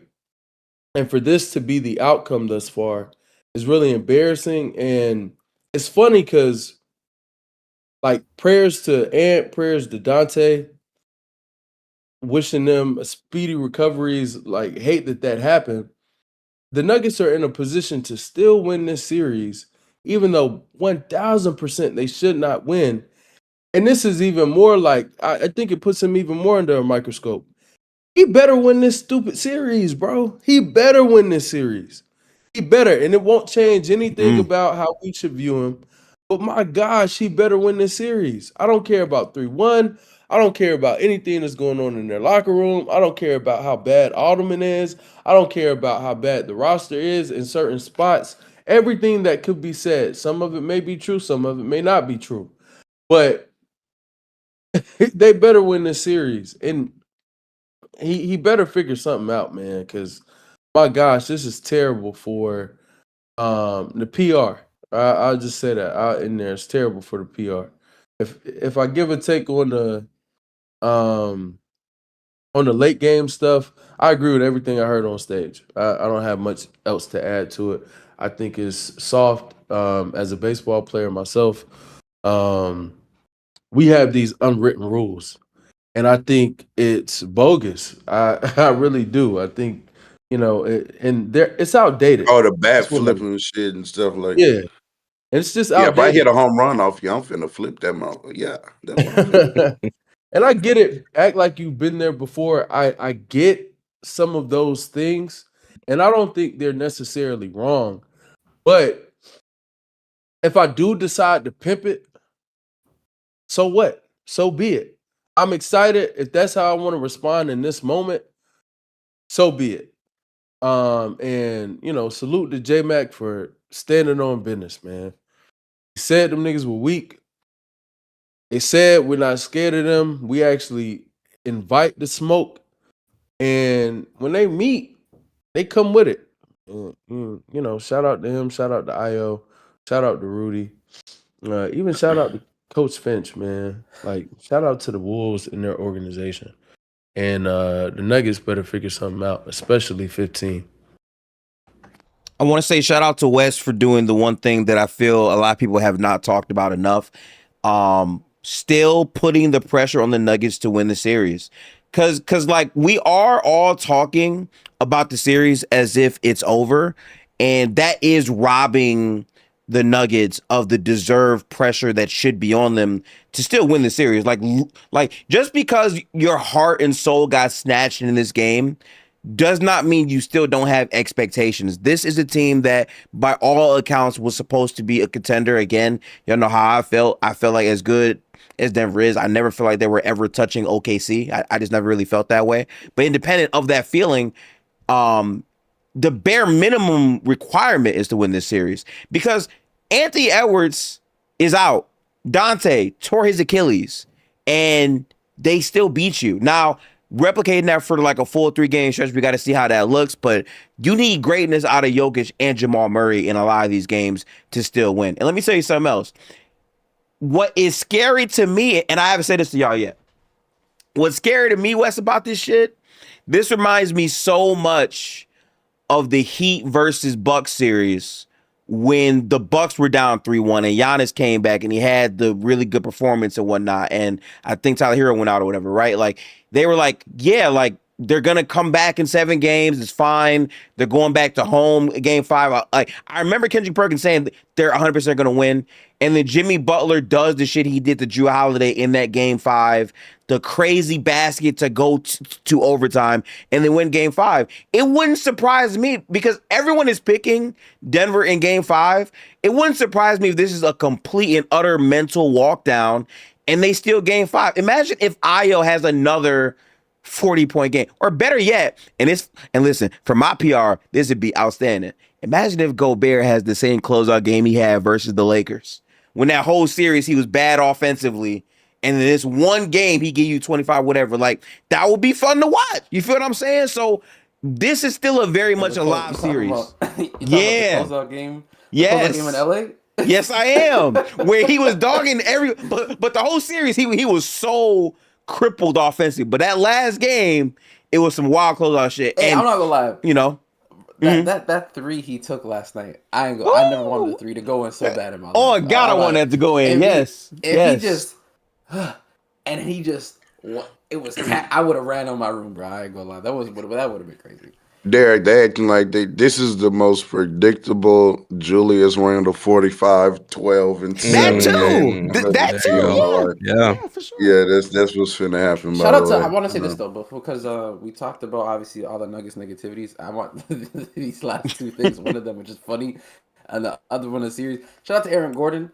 I feel like playing through injury. Yeah, as Reggie Miller would say it, the heart and soul of the Denver Nuggets, man. I feel like when it comes to just the playing through injuries is one thing, but just you can see a difference in like a healthy and unhealthy Aaron Gordon so much when it comes to the impact level of this team and how much he's able to shift a lot of the issues away from this roster and be able to hide a lot of issues even offensively as well. And for him to even be playing at a 60% clip and still having the impact that he had even in the first half of that game is tremendous. So I just want to say that quickly. And also, When Gifted, when you said something about heart snatching and stuff, apparently Jokic draws got snatched after game 4. So I read that too. I read that as well. I read that as well. They made after destroying the made him walk home with no draws. Yeah, and so That's That's crazy. that's wild as shit. I want to say, Wes, I appreciate your perspective on that. We got a lot of series to get to. There's been a career high for me in terms of chats that I got to read. First off, I appreciate y'all. The last thing I want to say, and I don't want to like belabor this into another talking point, but I still am one of the few people that finds it so weird that Adelman, after Jaden said what he said he has to say what he says for his podcast. Like, that inherently felt so fucking like he doesn't have a that's not pod. even the worst thing he said. He said It's not. After scoring the layup and was asked about it. Yeah. He went on a tangent about like the ethnical stuff and the ethical stuff, and he was like, at the end, he was like, "That's who he is." It felt a little weird, but That felt very odd. And KB, it goes back to shout out to the previous coach who is now at UNC, because he wouldn't have said no shit like that. He would have dogged out his team. He would have. So Malone, I'll be honest, Malone got thrown under the bus for these niggas, bro. I'm gonna be honest with you. He Totally. got thrown under the bus. Oh, and let me say this real quick too. yeah, sure. Shout out Russell Westbrook. Shout out Russell Oh Westbrook. God, Oh, Wes, let me- yes. Shout out Russell Westbrook. Talk about Let it. me let me go on record. Shout out Russell Westbrook. Yeah. Shout out Coach Malone and shout out Russell Westbrook. I hope you hear is like get a ticket for that. I'm gonna just start saying that randomly. Shout out Russell Westbrook. And you should, because what I was told all offseason is Bruce Brown is was going to doing it outperform Russell Westbrook in the playoffs, all type of other shit or whatever. Ironically, they could use a guard that could get downhill and play defense in this series. That would actually help Yeah, they Denver actually can. quite a bit. They paid Christian Brown all that money just for him to be worse. just to be significantly shit. Worse than Yes. Russell Westbrook too. Which is $125 million, KB. Shout out to Russ. I ain't gonna lie, as you guys know, I'm not really the biggest fan of Russ, but I will say they tried to scapegoat him and it did not work, bro. It did not work at all, bro. Yeah. All right, so before we get into the other series, I'm gonna quickly try to go through these chats as quick as I can. I'm gonna just be honest. We're gonna be late for the Toronto game. That's fine. There's still crazier series to get to in this. KB, also, I appreciate you being up here as well. I'm gonna quickly get through these as much as I can. First off, shout out to the Trib One. For this one, I'll put this on screen there. He said, Jokic obviously cares, but the last game of the season was for seeding. They win, and OKC was at earliest conference finals for them. It wasn't meaningless. I hear that in point, but my point in saying this is that they benched all of their players but Jokic, specifically because Jokic did not reach the 65 games when he could have played the game beforehand. That was a thing that they chose to do. I'm saying if there wasn't a 65 game rule, Jokic is hitting both of those games. That was the point of my prior comment. I don't think we have to really deliberate on that beyond that. So I'll move on. He then followed up and said, to add a little more clarity, Jokic for the playoffs, including these 3 games, is averaging 27, 13, and 8 on 50, 38, 80 splits. Some of the series he had bums with them. Another point that we don't have to crazy belabor, that's true, but he's still a flawed player even with those PRA. I'm gonna say this too. This era and the inflation of PRA, like, it's more important that you watch exactly how these games go, because I really couldn't tell you what Jokic put up. I saw that second half. I know what that second half was. I'm sorry. Moving on with a lot of his points were free throws. So, yeah. Unfortunately, yeah. Moving on to what Michael Jordan said. First, I appreciate the chat. He said, so with all this being said, why is Jokic even a top 5 player in the league still? Why is he better than the rest of the top 10 to 15, especially the two-way guys? This is where we're going too far. It's fine if you drop him on your standings. I have no problem with that. Real talk, as you know. But there is a certain love. Because let's be honest, the other part of this is Minnesota does have a great matchup for Denver. They do. I'm pretty sure Jokic will look better in some other series, but independent of that, we judge you based on how you play versus the best. And I have a hot take. about this that I'm saving for the panel. I don't really want to leak it right now. What like the state of the NBA and Denver. I alluded to it in my stream last night in the recap, but yeah, I'm just not going that far. I'm not gonna say Donovan Mitchell is a better player than Jokic. I'm not gonna go as far to say Jalen Brunson is better. This is a very bad series. I'll leave it at that. But there are some other things you can draw from this as well. I will say. Yeah, he's still a top I mean, five it's player out also okay if you still think that Nikola Jokic is the best player in the league. Like that, Hey, that's fine too. that's not even like the point is he's amongst the elite, but there are other players. Yeah, he's That's not fucking clear of with him. anybody. Yeah, That's what matters. no, That's There's the no point. clear but he one. has an Yeah, argument to be exactly. the best player in the league. The main point is it's not a clear thing. It's not Yes. like him, everybody. It's like he's just in a group amongst people. That's it. NBA Twitter's favorite word. Yep. In chat, Trip said he's flawed, insane. It's an insane statement for me to say Jokic is a flawed. Okay, I'm moving on. Next chat from King Bo. He's flawed. King. Yeah, Respect I him. don't understand. This is not a Jokic issue. Real Talk was ready to have convos about Shai if he had another bad series, and as a Thunder fan, I was too. But Thunder up. Let's talk about that real quick. Shai. I'm gonna say this real quick because again, we got a lot more shit to get to. Shai is having his best first round series. That's really good for Shai. Beforehand, he did not play up to par in those other first round series, and even through his playoff run last time, he could have played at a higher level. At the end of the day, wins are wins. I keep saying this. I don't really care about what Shai does in the first round, and maybe that's bail. It could be, I don't know, but I will always care more about what the star player is doing against a team with expectations. The Suns are a team that beat us due to a Jalen Green magnet ball game. I'm still in trauma, KB. It is what it is. Fair. We knew that was going to be belt, but it's good to see Shai actually perform better because pressure should be on him as well. We can't just say Shai is the best player in the world and not put those expectations on him to perform regardless of who he's playing and win. So that's fair too. But we'll move on from that. Michael Jordan basically said the same thing. If all this is true, what are y'all saying about Nikola Jokic? Why he's the top 10 player? We talked about that. Quick one from DNM. A disclaimer: true shooting is not the end all be all. Sengun has been stinky and he's at 49.6 true shooting, and Jokic is at 50.6% below Tobias Harris, and it's not like he's frying shit. Yeah, true shooting isn't gonna get it done, but for Jokic, listen for the like super stat heads, real talk He with the has Raptor. sub 51 true shooting. Yeah, that What is are his crazy. shooting splits right now? I didn't know that. I did not know he was sub 51 in this series. What is he shooting? Shooting like I don't know. sub 40. He got to be shooting like sub 45, right? I think so. It's got to be worse than that. So I saw a What, tweet from the that said field? Jokic and Jamal Murray 30, were both like shooting 39. under 40% in the series, y'all. Yeah, 39%. He's shooting 39%. Yeah. Yes. What is 39% he in the shooting from series. three? He's like 5 of 20. No, 5 He's of shooting 40. like I think. 20s in the 3-point range. I think. I know three He's in got to the be 20s. cooked. Three has to He's be in the cooked. 20s. I Last literally time just had I it. checked before Game 4, it was like 22. I don't know what it is. 5 of 27. He's shooting There you go. 8% from three Oh my God, yeah. Yo, Gifted, and what do we call it? 39% from the field. He has a sub 51. Oh, this is worse than 2011. So He is, no, right. he right. is- That's what I Yes. said. No, Yes. that's what I He said. has This is worse. Right, triple the it's amount not. of That's turnovers not- than made that's not threes. something I'm with. I don't think it's. I think we can like tear him down without lying about the past. Braun No, was this going is out worse. there and putting up 8 points. That 1,000% is worse than what Jokic is doing. I think. So it's just That's about fine. points. What Wes? What about the fillet he is at the basket? In that series either. He wasn't playing great defense. He played really. LeBron good. definitely wasn't as bad as Nikola. He was worse offensively than Nikola though. So you're splitting hairs. And About how much?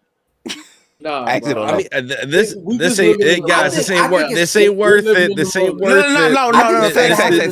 This is not worth. This is not worth it right now. I Who think it's is fair. the bigger Yeah. pile of shit? Is the conversation. We don't need to do crazy that. part is I never thought Nikola Jokic, and as I like to call it, would be shooting discount percentages from three. 18% is crazy. Yeah. Yeah, like he's 18% off, shooting. yeah. Make sure, like Tough. he's shooting to make sure to use Nikola Jokic at checkout for 18% off. Like that's like you do, like that's crazy. Spring That's tour dates are absolutely- never a good thing. Yeah, that's really bad. Yeah, I'll move on though. Jordan, appreciate the $2 super chat just to hate. Haha, he went from best in the world to not even top 5 in 5 days. And then Jordan followed up and said, my only thing is why hasn't Giannis gotten this week-long discourse that Jokic bum ass is getting and he hasn't won since 21? Because people stopped caring about Giannis, if we're being honest, because he doesn't go deep. Had it. I don't. He did already have it. He did already have it too. Yeah, true. I'll say this. Before Giannis won, people forget like losing to the Heat in the way that they did before he won. He got slandered to oblivion. Yeah, that entire offseason. That? Like, that's what I'm saying. He got eviscerated. It was bad. He's definitely not immune. Right. Next year will be the talking points. Right. And then moving on to the last one we got from Kadar Muhammad. Shout out to you. He said, Tatum is here. We come in Jay's best duo in the league. I'll let Celtics fans have that. So now we can pivot. We can pivot off this now. We'll see how the series transcends and progresses. He's averaging 4 turnovers as well. I know he's averaging 4 turnovers. Yeah, it's pretty bad. It's pretty bad. Real talk. Everything that's usually on his side is not on his side. That's what I'm saying. Like, there is nothing on his side helping him. No. Yeah. Bro, the offensive rating for the Nuggets right now is like it's like mid. Like they have one of the negative, right? In the postseason. He's playing like Sengun. Yeah, literally. Yeah, man. But rebounds. But rebounds. And that is why I'm there, just saying. Not I could even predict a win like this. This is crazy. I never. That's what I said at the beginning. I know you got to be in some level of euphoria because this is a wild performance to, have. But yeah, now I just need Joel back. And one win against the Celtics. Oh my God. the MBPR would be crazy. Just give me one. Yeah. When is he projected to come back? I don't know. He's doubtful. He's a questionable. He was a questionable for technically he's questionable for today. But I thought he was doubtful, Derek. He was doubtful last game. Yeah, he was doubtful last game. He was questionable walking to this. I'm assuming he's not going to play this one. But they were trying to aim for game 5. Word up, okay. Excuse my little one in the background. Yeah. I will say this era of like greats, it'll be interesting to see how things play out for the rest of the decade. And I'm speaking like Giannis, Jokic, Luka, Shai, how all of them make their bones. Like Wemby obviously is going to be able to extend well into the 30s. But for the 20s decade, let's put up or shut up for Giannis and Jokic for sure. I think Luka, this is probably his best time to capitalize, and Shai just to see, how dominant can we be? Yeah. Can we go back to back? Can we be the first three-peat since Mike? It'll be really interesting to see how these things play out. But yeah. Yeah. Before we transition to the next series, which I heard someone say should go, we got to talk Rockets League. I think that shit is still crazy. As a group, we have not all talked about that, but I do want to say shout out to everyone in the stream. Again, we do the locker room like probably once or twice a month, but obviously it's going to increase more with the playoffs here. Shout out to Wes, Real Talk, and also KB Knows Ball. He's my guy, and also a content creator on his own lens. His stuff will be in the description box. It's like 400 people in here. Like up the goddamn stream. Get a black man in the algorithm, goddamn it. We work hard as hell. I stayed up the entire, I went to bed at 5, woke up at 8, went to Sam's Club, got my groceries, came back. I have PTO the whole week. So I'm for the crash out by this basketball shit. Respect me, like up the stream. But we'll move on. Okay, real talk. We had a conversation. It was me, you. I forgot Real Talk from Houston. I needed to know. It was me, you, and Mars. Because Lowe and them weren't available, whatever it was. And we talked about the Rockets-Lakers series. And I will remind people of my take, because again, I hold myself accountable. I am not a front runner. I'll be honest. I had the Rockets win in the series. Did I know Kevin Durant was going to be questionable and have a late injury? No, I did not. But regardless of that, regardless of Kevin Durant's presence, and there is a much deeper dialogue to have about Kevin Durant, by the way. But independent of that, the Houston Rockets have played some of the shittiest basketball I've seen in my life watching the sport. No other way to say it. This is embarrassing. And I said this last year when we beat them in the playoffs. That Rockets team is so physical defensively, but their whole basketball philosophy, like, I want y'all to really pause and think about what I'm saying. Their philosophy is, we suck, we can't shoot, but we gonna shoot more than you and we gonna hope we win. That's literally what their plan was. And that sounds great in theory until you take 93 shots and don't crack 100. That sounds good in theory until you cannot run a functionable offense even with Kevin Durant. And one thing this series is showing me that I haven't said publicly again, niggas that have been telling me positions don't matter anymore, bullshit. Because what we're seeing for the Rockets missing is a point guard, spacing, having guys to initiate offense comfortably. We're seeing a lot of terrible play from the Rockets in this series. And a part of that is Ime, sure. But honestly, the more I look at this Rockets team, dog, y'all not finna tell me this is all Ime. This is more on the constructors of the team, the GMs that just let them rock out with no point guard. And I get it. They were capped out, but dog, they could have made a play at somebody. I promise you, as nasty as Russell Westbrook is as a player, I know he can't shoot. Some type of initiator type would have meant something in this series. I'm sorry. And then on top of everything else, I like Sengun. Okay, I'll never forget. I was watching Summer League and I saw the Jalen Green Operation Go 2-man game. I'm like, ooh, this could be nice. And then I found out Jalen Green was ass. And then I'm like, okay, Sengun, let's see what you can be. Let's see it. And I gotta be honest, he has been fucking awful. Like the level of like not having a reliable shot to go to, not making free throws, it's been so crippling in this playoff series. But that's enough about losers. Let's get to the Los Angeles Lakers, man. Can we just clap for these niggas real quick? Can we clap for the Lakers as a tandem here? Because one thing I know... No, Derek, put some more separation. Come Put on. some more shit on that. Come on. Because they're doing it to Houston. Put some more shit on that. Like, Yeah, you know what? Stop. Hey, listen. Derek, Derek, I hear everything you're saying. For real talk, though, he's still a Rockets fan. We still need answers. But he's a Lakers fan first. Do you see these jerseys? Yeah, no. Now pick up the Hakeem photo that's right under your desk. Yeah. I know you didn't move it. I'm a Hakeem fan. There it absolutely. is. Yeah. I'm a Hakeem fan. Where's the Rockets jersey? And I announced my fandom before the series started. I said I'm rolling with my Lakers. Did. I'm a Lakers fan first. But you picked, that's number one. But you picked the Rockets to win the series, which is fair. I did pick the Rockets to win the series. Because, well, number one, I thought Kevin Durant was playing, but I mean, at this point, does it even really matter? Doesn't even really matter. The Rockets team is god awful. Let's just start here. The Rockets are god awful.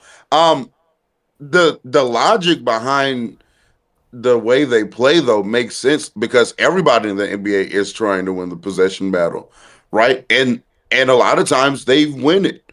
They've been winning the possession battle and the shot attempt battle against us. Problem is that they suck so bad. It don't matter. That they could win it by that much of a margin and still lose a basketball game. It's disgusting what the Houston Rockets are putting on display right now. I feel bad for all Rocket fans. I feel bad for willing to be invested in this team. There are people in Houston that truly invest in this team. Will is cooked. And for them to go out there and still can't beat KD getting doubled 40 feet away from the basket is a travesty. It's disgusting to watch. However, those same people, William, I hope you're listening. Where you at? Rocket Twitter, I hope you're listening. You need to let Sengun go. He is not the guy. He's not the guy.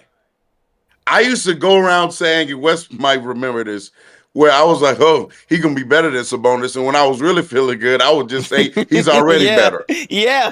Part of the reason why I thought he was going to be better is because I thought he was going to be a better playoff player. Ladies and gentlemen, he's worse than Sabonis in the playoffs. And I don't think it's getting much better.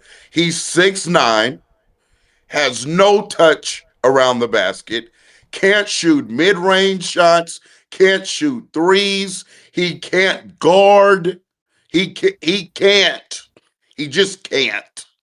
When you look in the dictionary for the definition of can't, Sengun's picture is there. He's just a can't player. He can't do it. And we need to accept this. That's the one thing the KD trade has done. It did accelerate the timeline, but now you see your conclusions. You've gotten your answers. Okay, number one, it wasn't all Jalen Green's fault. That's number one. And number two, True. Sengun is not the guy. He has to go immediately. He has to be gone because he also has such a limited skill set in which he can't scale down his game and still be effective. He can't be the number 2 option because he's also a bad roller. Yeah. In pick and roll situations, right? So he can't even like scale down. He has to have the ball to do all that inefficient shit he be doing. He has to have the ball. Jalen Johnson. Amin Thompson, I guess you're cool, but like, can we start getting a little bit better, bro? You know what I'm saying? Just a little bit better. You know what I'm saying? But Amin can stay. Jabari, Nah, but he gotta go as well. He should have He been that gotta last go. game, but that He turnover can was go as bad. well. That turnover He was gotta bad. go. Right. Yeah. He that tried. gotta go. As well. Sorry. It's been real bad. Mama Easton, I'm sorry. It's Gotta time. go. It's I don't time, know Mama how Easton. Jay Tate is still getting an NBA Oh, contract. He won't be. no. I don't Please understand how stop. he's not Please in, stop real talk. Please stop in real talk. Taiwan already. Yo, real talk. Please listen. We watched this game, and Derek like heard me crash out visibly. I believe, like, I've never said this about a player so strongly in my life. Listen, I damn near want to say wallahi. He needs to go to China. I am a big advocate of sending him to China. And the reason why is Derek said out his own mouth, and Derek will co-sign this because we were watching the game live. Derek, he thought the game was over. And I'm like, we never know. We gotta wait. And Shot fucking Tate, upon checking in the game, fouls Marcus Smart on a 3. Marcus makes all 3. And to be fair, it did start with the Jabari turnover, but that's roster construction because why the fuck does he have the ball and he's being tapped? They don't know what the fuck they're doing. Anyway, so then Reed Shepherd gets the ball in the backcourt. I remember this. It's etched in my brain, real talk. And then LeBron James, by the way, in the same game, threw a lob to his seed. Crazy. But in this same game, gets the rip on Reed Shepherd. And then it leads to a 3. And real talk, I don't know if I told you this. That animation looked similar to LeBron's shot. Oh, wait, I'm sorry. I'm getting mixed up. My fault. Here's the corner 3. The game winner that he could have made, though, that was so close to going in, it reminded me of the shot he did versus the Wizards off the glass in like 17, whatever it was. It looked very, very similar. And it's like, for the Rockets to blow a lead of that magnitude when they were looking like they were going to win the game and then to lose the game in overtime, it's absolutely embarrassing. And quite frankly, all this talk about what the team wants to do, you got answers for sure. You got to get them out of Dodge. But more importantly, we didn't get to the one game KD did play. He was fucking sorry. Like I know that KD has had processing issues.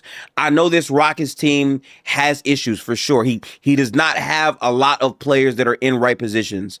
But at the end of the day, 9 turnovers from your best player is crazy. And I hear the most dominant thing that's being said on Twitter right now is, oh, well, the burner was right. KD was right about all of them. Yeah, but you chose to go to that fucking team. Like the bail that we give certain players because we like them and they're great and how that shifts, I just don't think it's tenable. And honestly, would any of us up here be surprised if KD asked out? I would ask out. I mean, shit. I think he should ask Yeah. out. I think he should leave. He should. Wait, no, wait. Can I ask something? But Please. I mean, I'm not gonna. Whatever KD's doing right now in year, what is he in 18, 19? 37 years old. Nothing he's doing right now is going to change my opinion about him at when he was at his best. Like I saw it, and it is what it is. Because I'm not doing that to Steph. I'm not doing that to LeBron. Anything. The only thing they can do to me, Derek, is go up. something impressive and go up. There's no coming down at this point, in my opinion. Can I I'm ask a not. question real I'm quick? not. I'm not doing that. Sure. I look, really, but it's affecting how I look at him. I'll tell you that. I'm confused. Listen, I fuck with KD heavy, obviously. I just never understood why Houston. Like, I didn't see it. He turned Like, out a lot of people Minnesota. a lot of people were telling me the young talent, they were the second seed. I'm like, yeah, they were a talented young team, I guess. But the talent in which that went away could have helped KD, one, and two. I just don't think that this is just me. I don't respect that talent in Houston. I would be completely honest with you. Sengun, I don't think he's like that. Tari Eason, we all know who he is. Jabari Smith Jr., I never really respected. Like, the way in which they play basketball doesn't really suit how Kevin Durant should be maximized if he's going to be your best player. Not to mention the injuries that happened, unfortunately, with Fred VanVleet, even though, in my opinion, I don't really think that changes the landscape of this series, but it is an injury that does affect them vitally, so I'll be fair. And then the most important thing, back to the main point about how they play basketball, bro, KD needs structure. KD needs spacing. KD needs to be able to have some level of movement. This is the most stagnant, soulless, Yep. trash offense I've seen in the postseason in quite some time, bro. And you're adding a player who's just, yeah, you're 7 foot, you could dribble, go save me. And the worst part is the coach who's leading them literally employed a defense on this same player 4 years ago to then stop said player from scoring. And then is watching the Lakers do the same thing to this player that he is coaching. And his solution is to do what he did in Brooklyn and let him dribble the ball. That's why in the series, before it even started, I'm like, I think the Lakers can genuinely win this series, even though they do have KD. But who else is going to dribble it though?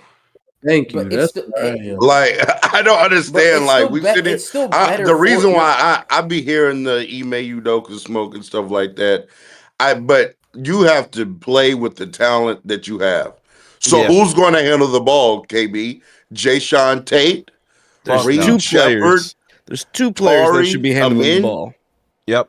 And KD Yeah, is Reed one can of them. handle And the KD ball, has yeah. missed 2 of the 3 games that they played. No, Their guard rotation no. goes Aaron Holiday, Reed Shepherd, Josh Okogie, JD Davidson. What the hell are we talking about, man? Oh, look, I'm not a Kogi. I mean, I'm not that's saying a wing. Wes. I'm not saying this. Nah, I ain't is gonna lie. good. Fuck it. Roll out JD My- Davidson, bro. He's a Fuck it, guard bro. My- that is my forced to play fundament- wing because he's so bad at guard things.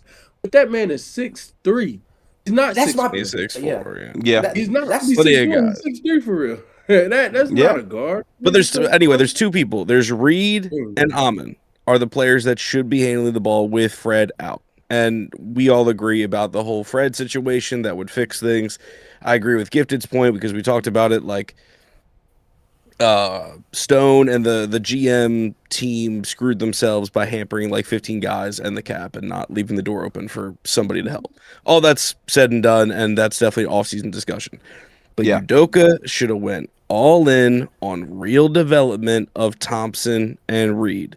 Reed played all 82 this year, which is quite the accomplishment. Respect to him. But he was not put in any kind of clutch time situations to develop the skills you need for playoff basketball.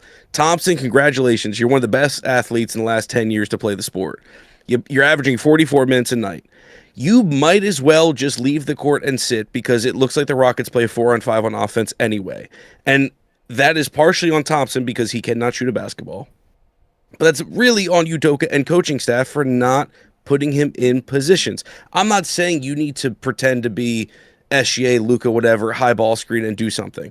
But you need the ball to execute an offense. That Jabari turnover, Amon should be sprinting back down, and if Jabari doesn't hand that off, he should tackle him and take the ball away. Jabari has not dribbled a basketball since high school, and you should not be expected to do so in a playoff game. Those are the players. Udoka, and again, team IQ is a thing. Udoka can't control the dumbassery that like laid before him. But the preparation with 82 games and an offseason to do so, you had. And I don't know where it went. And I'm sorry, Even you the scratching season- your ass even and the forgetting you have season a clipboard before. is not an excuse. That's Even fair. the season before is what I'm saying. Like, Why is Amin? Hold on, wait.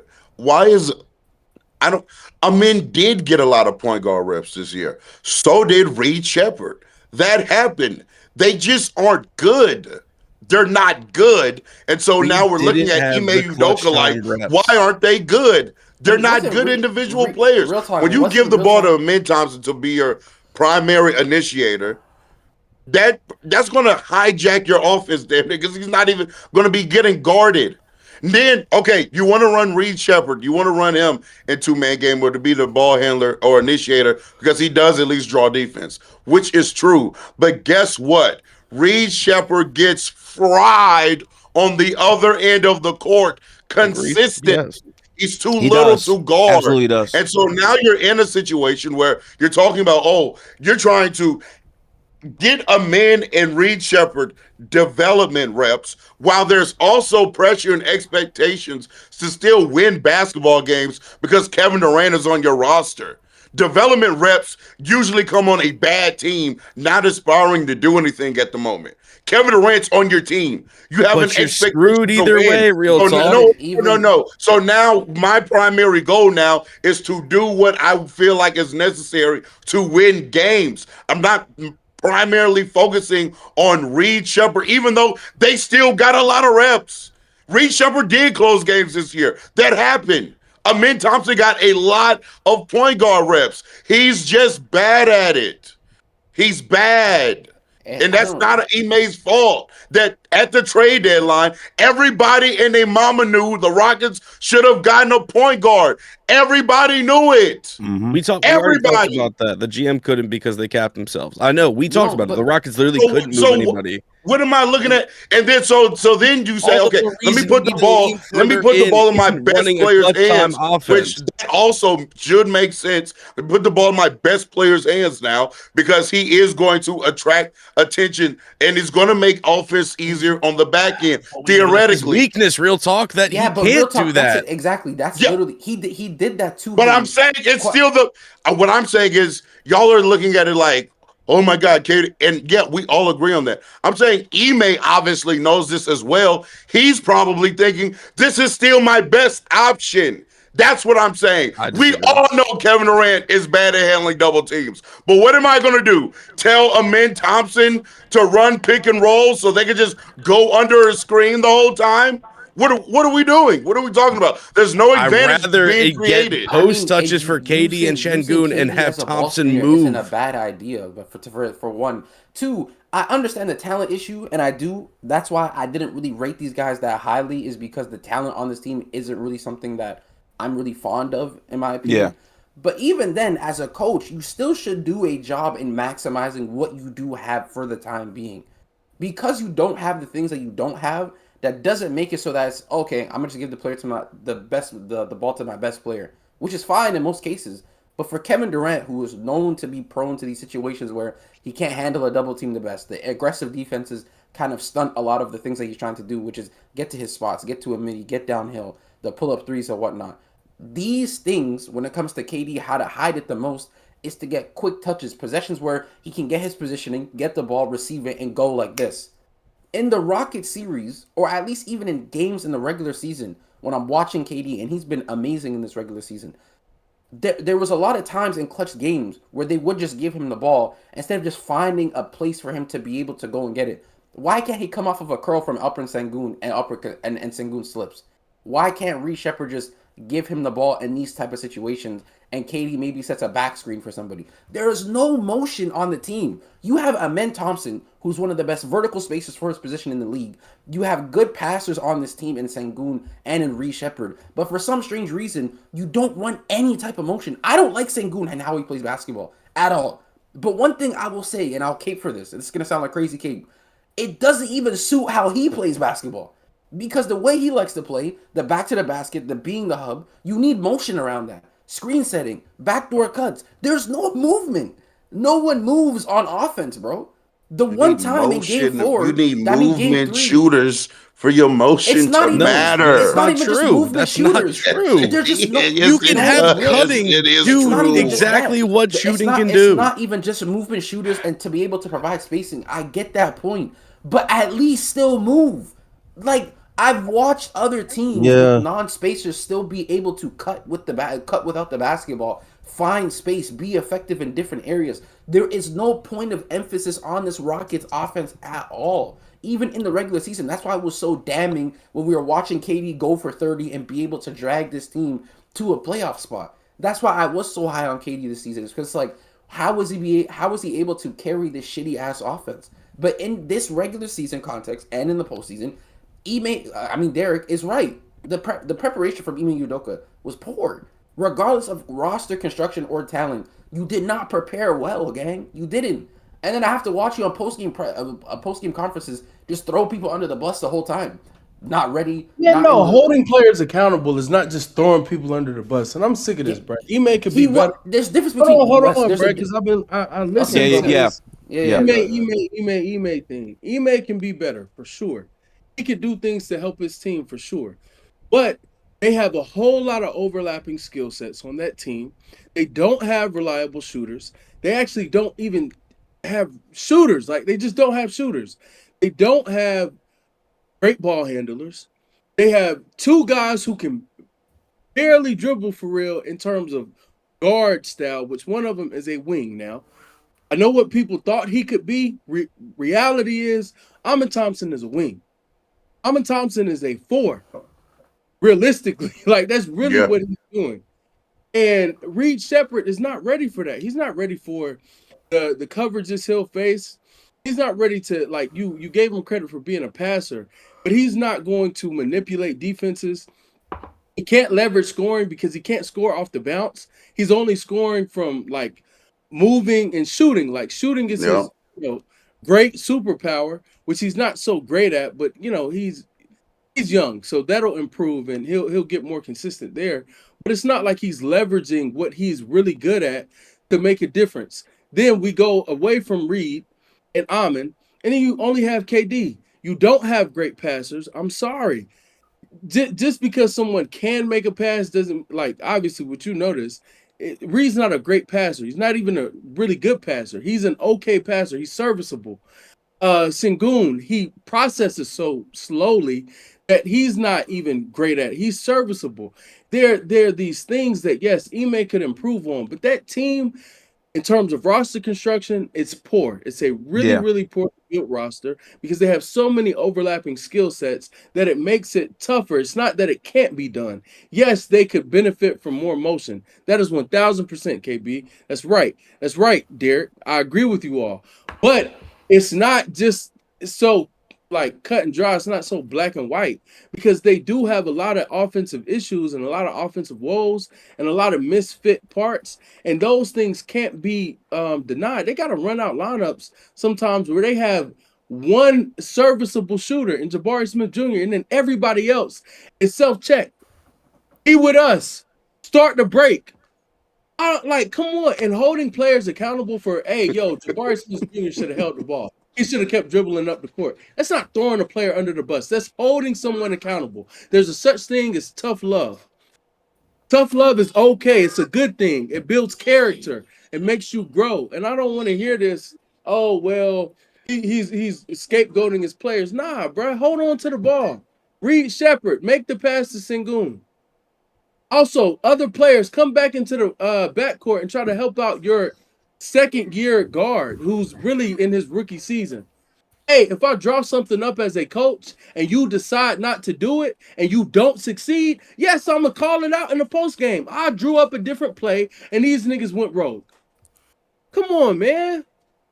There's blame everywhere. This ain't just the Ime thing, man. This is an organizational failure. My biggest blame is the organization, to be quite honest with you, for We how all they agreed on set that. up this team. Yeah. We said that My main point is that my main point was you make do with what you have, and you don't do a thing where because you don't have what you have, you just give up.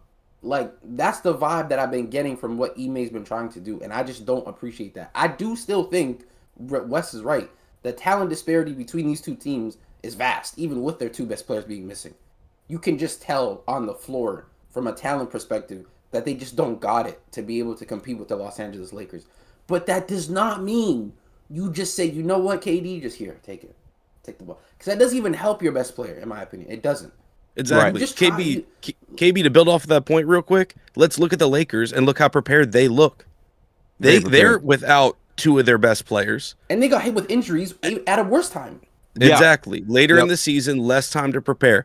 We can say what we want about Luke Kennard playing out of body, but JJ's putting him in great spots to do so. Obviously, LeBron's still a great player, better than what Houston has. Obviously, we get that.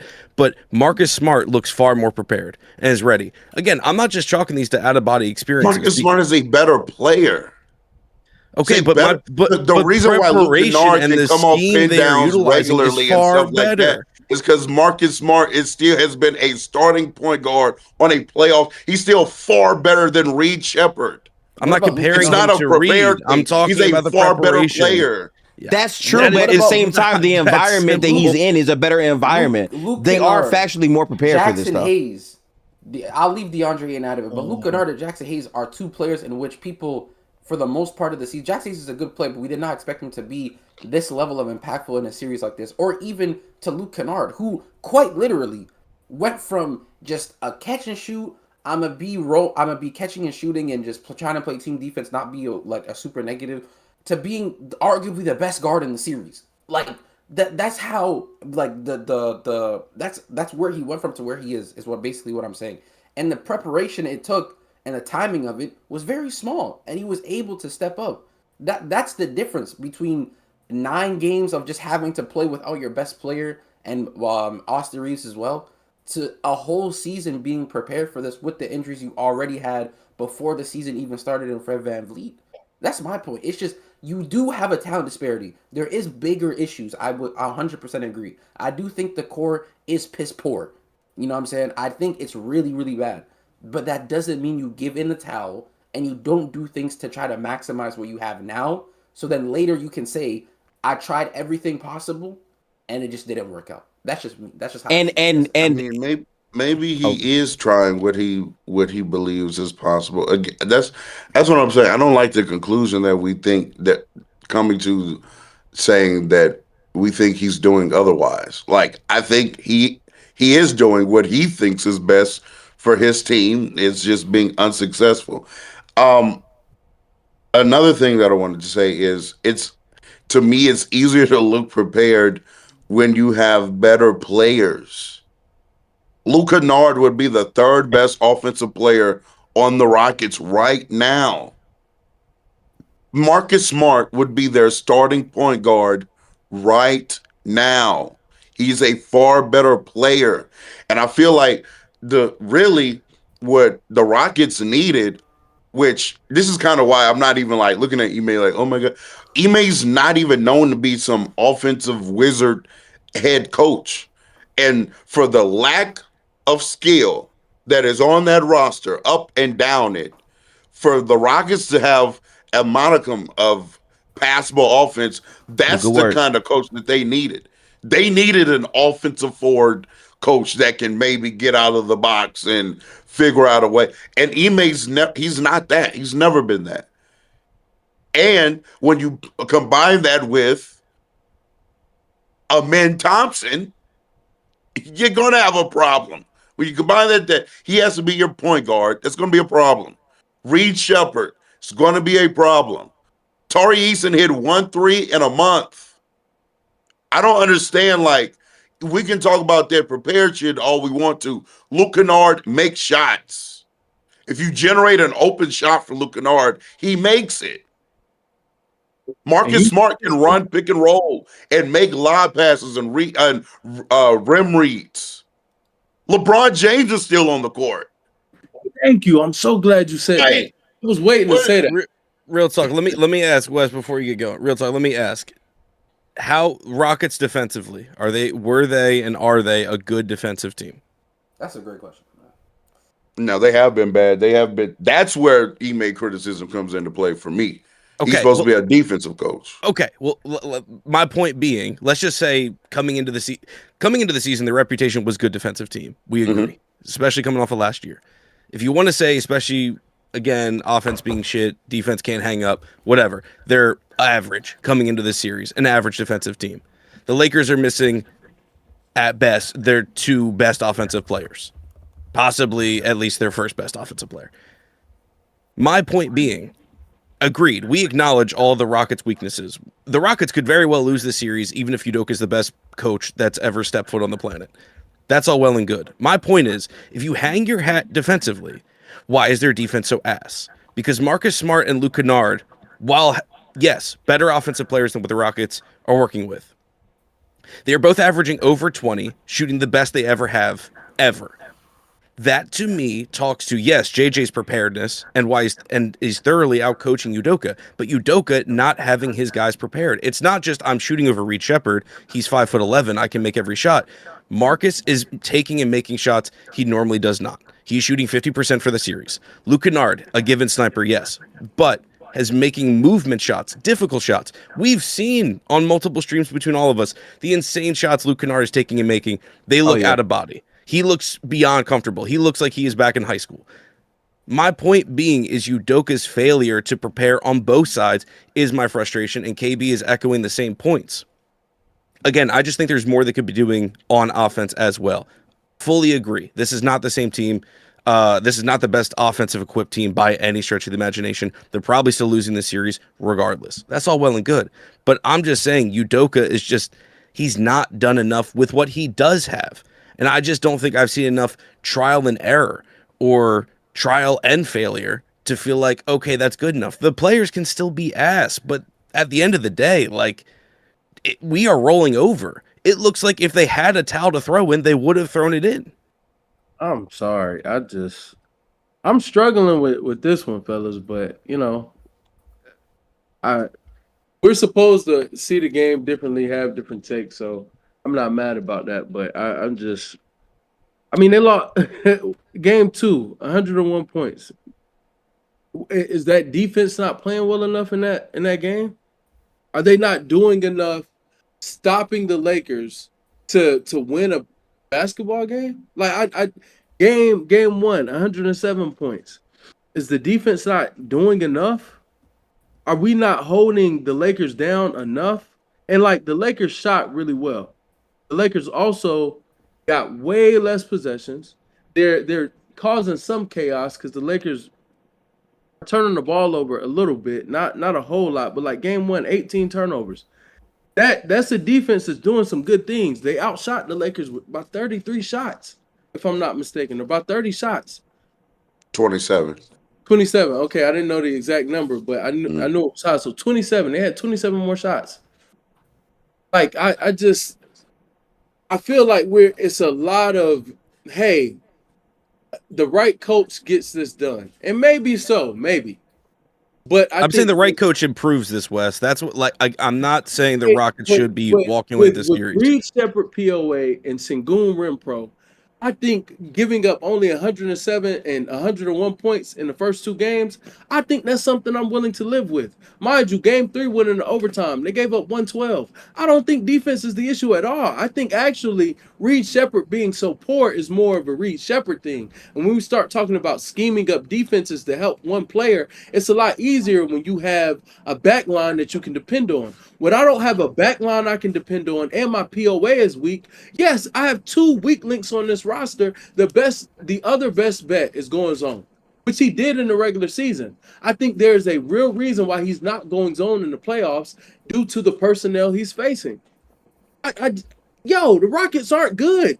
The players that are on the court right now are not that great, and what he's doing is not getting, I guess, the most out of them. We could say that, but I don't That's think what we're saying. I mean, that's not about not being prepared to me, though. You can prepare all you want to. If players are like, sometimes players have to show up, they have to outperform themselves, and sometimes that doesn't happen. There are things he could do better. I 1000% agree, especially offensively. I think some of the rotations, specifically in game 2, Reed only playing 11 minutes, things like that, I'll be critical of. I'm not doing this like defensive thing when a lot of times they're out there running Two of the guys who have to play for them are piss poor defenders. And they defensively, I think they've held up pretty well. The Lakers are efficient. They're effective. I give more credit to JJ Redick for that. They have high IQ players and LeBron and Smart. Even Luke Kennard is a high IQ player. JJ Redick. They have LeBron on the court. And for everything that he isn't anymore in terms of being athletically gifted, like not in his prime, etc., is LeBron James. If the Rockets had LeBron, I guarantee you some of this stuff would look differently. And granted, they don't. Well, duh. Yeah, of course. But so my thing The is, Lakers still have away a from top 10 D-Man. offense in this. We're first round, taking too. away from the Rockets and being like, oh, well, the Lakers shouldn't be doing. The Lakers actually are more well equipped to do what they're doing than what we're asking the Rockets to do. That's what I was saying. I was in there. Lakers are more well equipped to do what they are doing than what we're asking the Rockets to be able to do. I haven't said much on this, but I feel like most of the sentiments that I feel are honestly from everyone up here. I guess my bigger question for a bridge and a resolution to this is, here's my thing. Based on where the Rockets are, how do you approach this offseason? Like, what are you tangibly doing if you're in that GM chair to make this team better? What are you doing? Like, are we gonna keep Ime and trust that we can get the talent to fit his philosophy to contend? Are we trading Kevin Durant? Are we trading what are y'all doing tangibly? Is the next question. What I'm doing, I wouldn't keep my job if I did. So that's the problem. What you mean by that? I'd fire sale Sengun and Katie. Katie wouldn't be here in the first place if I had the GM chair prior to this season, but he's here. So I've got KD, who I don't want long term.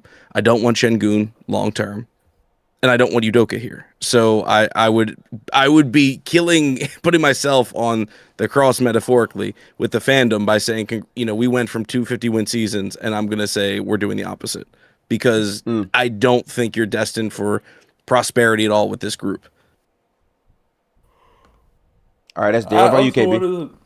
What was I gonna say? Sorry. I just want to say quickly. The Lakers still have a top 10 offense in the postseason. Granted, there's been 3 games, and I know still a lot of teams, but still, they still have a top 10 offense. So even though the point total has been low, I get it. I get what you're saying, Wes. They're still being rather efficient on offense, still being one of the best 3-point shooting teams in the postseason on offense, too. So principles have not really been changed by the Rockets that much on that end of the floor.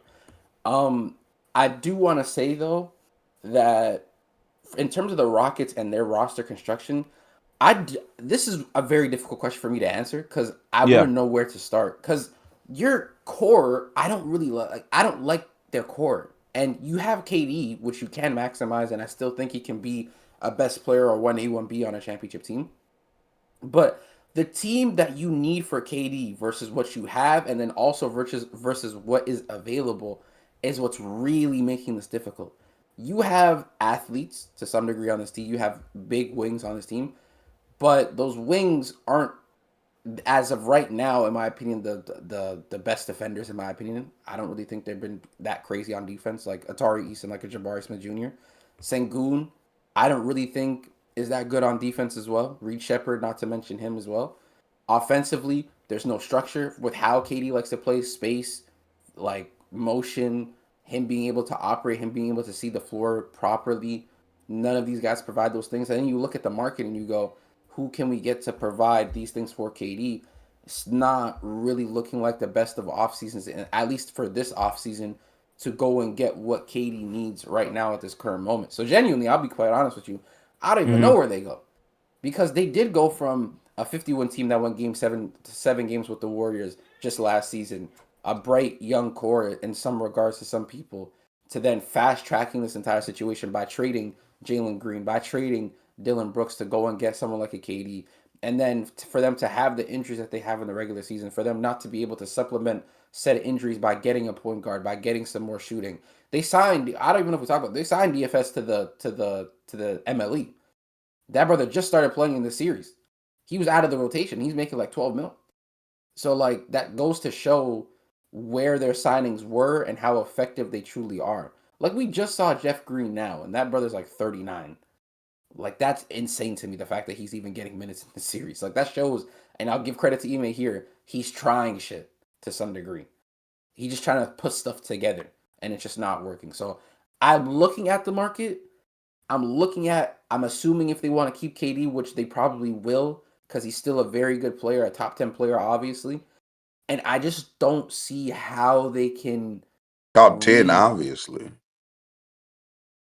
Yeah. Another KD, conversation. Top KD's not 15 for sure. Top 15. KD wasn't a top 10. I'm talking, even in this season, he was a top 10 player. He was a top 10 player for sure. Certainly. Performed, yeah, but I'm saying I don't know if I would say off of his skill set. No, he's a top 10. If you want to say, hey man, I get what you're saying. I get what you're saying. Yeah, I just think when he is, and real talk, I've had this conversation with you. Him, LeBron, and Steph would obviously healthy because they're older guys now. They got a lot of miles on them now. When they are maximized to a certain degree, they can still give you some of those old vintage runs that they had in their heyday, as we said. You know what I'm saying? They can still play to that at like a LeBron when he's maximized and he's at his absolute best. On some nights, like we looked at in this postseason, literally just this game, he can look like a top 5 player, just dictating your entire offense, orchestrating everything, making sure each possession is being accounted for and scoring in every single possession. Same with Steph Curry. Same with Kevin Durant. Just immediate impact. But the problem is finding the maximization of those things at this current age, which they need more of, is going to be more difficult. And I think KD applies in that situation. That's what I'm saying. Every other superstar player you would love being doubled 40 feet away from the basket because you know that should generate elite offense. The couple of times they tried to do that to LeBron, he hits Rui with the skip to the far right corner, 3. That's why you can't do that to LeBron. It's because he's just gonna still generate the quality offense. Because if I'm getting doubled, there are 3 people guarding 4. Like that. That's the whole point of the superstar, is to attract 2. And so if now part of KD's problem is he doesn't know what to do after he attracts 2, it's like, well, I mean, that's what are we doing? The other problem is the Rockets' offense with that, which again, it's twofold. It's Rockets players' IQ. It's also Udoka prep. It's a combination of both. But the fact that KD can't get an outlet 40 feet from the basket, he has no one to throw to, and he would have to close his eyes and pray, and that it ends in a Rockets' hands, is another problem entirely. But again, he does get frazzled as is. So it's a tough spot to be in. And to KB's point, there's really not a world this offseason you can transform the Rockets into a great team with KD. So that leads you to believe you should move. You use 28. Say again, Wes? If you use 28, you might be able to. But the thing is, that what? I'm gonna lie. Need other stuff. That Turkish kebab ain't moving nobody. 28 could get you some real pieces, especially if you try to, instead of doing what their organization keeps saying, like, we'll only move him for a player who's better. If they try to split him into 2 good players, and then, obviously they need to, make some good signings in the offseason, or a good signing. But yeah, getting 3 positive players in there could do a lot for their team. Because definitely helps. I just don't think turning them into a great team is what I'm saying. I agree with you. It would definitely help. It's the direction they probably will go. I just don't think it's enough. Yeah. I also don't think it's enough neither. And yeah, you just need more for KD at this age. Like, he's already beforehand previously, he could combat some of the issues with the athleticism, with being able to get downhill, attacking quickly. But at the age he's currently at, he's just going to need more. And that just comes with being and having this type of longevity. Just requires more, which is why when KD came here, he was supposed to be, as we all thought, the final piece to what they already have in Sengun, in Amen Thompson, in Jabari Smith Jr., and how they play. But the problem with that, though, KB, is if you thought you were ready enough, that's a problem in itself. No, exactly. If you thought KD was a final piece, that's an issue. No, because that's what the move was. Yeah. It was we're speeding up this process. We do Right. think we're good enough. We competed against the team who was a good playoff team in the Warriors. I do think we can take the distance if we have veteran leadership and we are healthy. Unfortunately, they weren't healthy. They lost Steven Adams, who is funny enough one of the most impactful offensive players on this team, which is hilarious. They lost Fred VanVleet, which is a hit. They didn't replace them, and it just exposed more flaws with the young core while KD is there. And I just don't really see how they can be able to recover from this properly with KD and get the talent that he needs to be able to go the distance that they want to go to, which is obviously to win a title. Yeah. Well, honestly, it sounds like we don't know what the fuck they finna do. We know they not on shit. I'm gonna just keep it real honest. Me personally, I'm with Derek. Blow the whole shit up, and I say that because why wait until Kevin Durant turns 40 years old to then try to trade him and get less value? We could just do it right now. We see this like whole thing happen time and time again. This team is not good enough. This way that they want to play is not gonna win. And more importantly, now the goal is beating the Spurs and OKC. This team is so far from that. They accelerated their timeline to blow it up, in my opinion. I'm trading a lot of these guys and just be the young team, in my opinion. I don't think this team can win as currently constructed with KD. I also don't trust the GM that couldn't get a point guard on the roster to move mountains and change the entire team where, oh, wow, it's all two-way players and they all can shoot in one offseason. I don't think a team goes from not in the playoffs to title contender with the cap that they have right now, especially in this new CBA era. I think the Rockets are done. Me personally, Yeah, like but how much is Sengun? Sengun's making a stupendous amount of money, bro. Like, he making it back. He making it back right now, right? Real talk, or no? You're making like 37. It's Yeah, not- Okay. he Word. didn't get like the super. I don't think he got the top dollar that he could have qualified He didn't get. for. Yeah, So, he didn't. that's 37. Still too That's much the one money, thing it I was can like a 3-year deal. I'm pretty sure. give Stone credit. I think JG Yeah. signed the 3-year 90. Mm-hmm. Not like it was like 33 annually. I think it was 3-year 100. But JG signed the 3-year. I think Sengun they signed for 4. It just wasn't at his full max. But I'll look that up right now and see his contract. Excuse me, but yeah, I agree with the panel, man. I do think that. I mean, I'm running my laps because I told these Houston Rocket fans. I'll just say that instead of calling them what I really want to call them. No, But- say Yeah, what you be want to say, man. respectful. Alright. Yeah, Be respectful. They're good people. yeah. No, I rock with them. I'm in a chat. I'm in a Houston Rockets chat. Shout out, Bias Houston, man. That's my dog for real, man. You know how crazy it is? I feel bad for Will. You know how crazy it is that he went from in 2021. It's a few years back, but still, he went from saying we got a better core than OKC does, and this is when they had like KPJ on the team, to LeBron pretty much ending what they thought was going to be what uplifts them back into the status quo. And then now I feel bad for him. He's thinking about changing content lanes. Not like saying he's done talking basketball, but like how he covers the Rockets and how much he does it. He just might have to stop. Which is crazy. Yeah. I'm So not gonna lie. listen, right? 5-year 185. 5-year Oh. 185. That kicked in 5 years this a little. season. Okay. He's got 4 more years at 35, 37, 39, and 39. Yeah. Good shit, Wes. I'm gonna be honest. I don't feel bad for Will at all. And the reason why I say that is I fuck with Will, but the audacity to tweet the Shai smile at me when y'all lost. I know that might be engagement. I get it, but it's like this team was never in that spot, and I think fans are fans, so I can understand the overall encouragement. But no, this team isn't going anywhere soon. And shout out to also, the Rockets. yeah, I don't know. also like when you're the face of like the content of the team in which you create content for, It's tough. and your team is in a bad spot, you're just gonna get blitzed. That's just how it is, bro. I ain't gonna That's lie. how it is. That's- Just like if you win, you get all the people Okay, rocking like- with you again. Yeah. Like Absolutely. real talk right now can be as objective as he needs to be. When the Lakers play OKC and they're getting blitzed, he will get blitzed.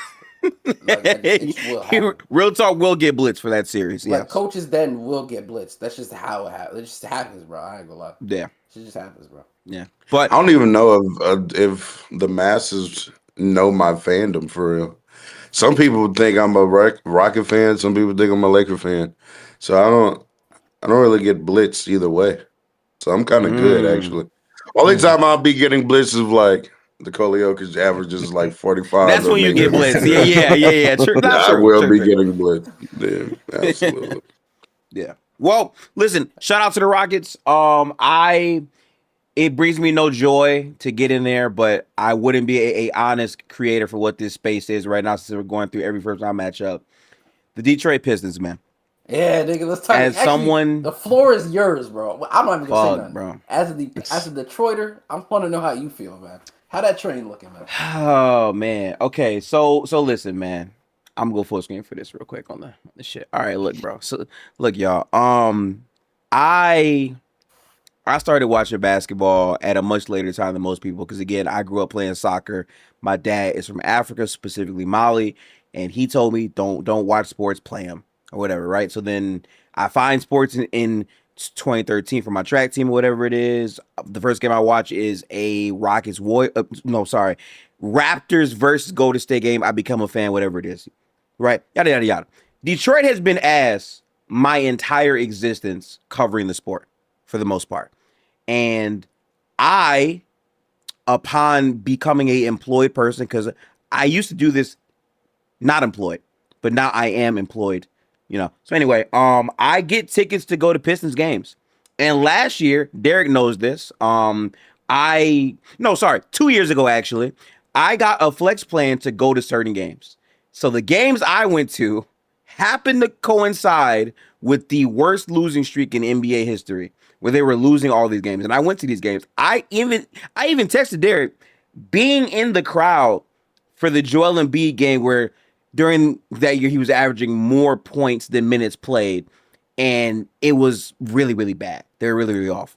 To see this team make the full 180 spin and be super good all season long was fun, and I liked it.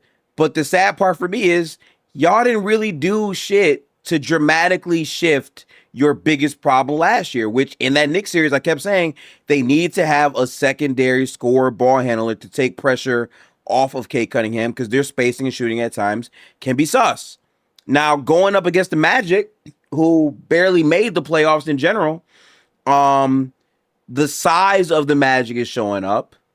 Franz and Paolo are playing, solid enough there, but the shooting, and more importantly, like Cade is playing like a star. Let's get that out the way. Cade is performing the way people wanted to see Cade perform, way better than he did last year.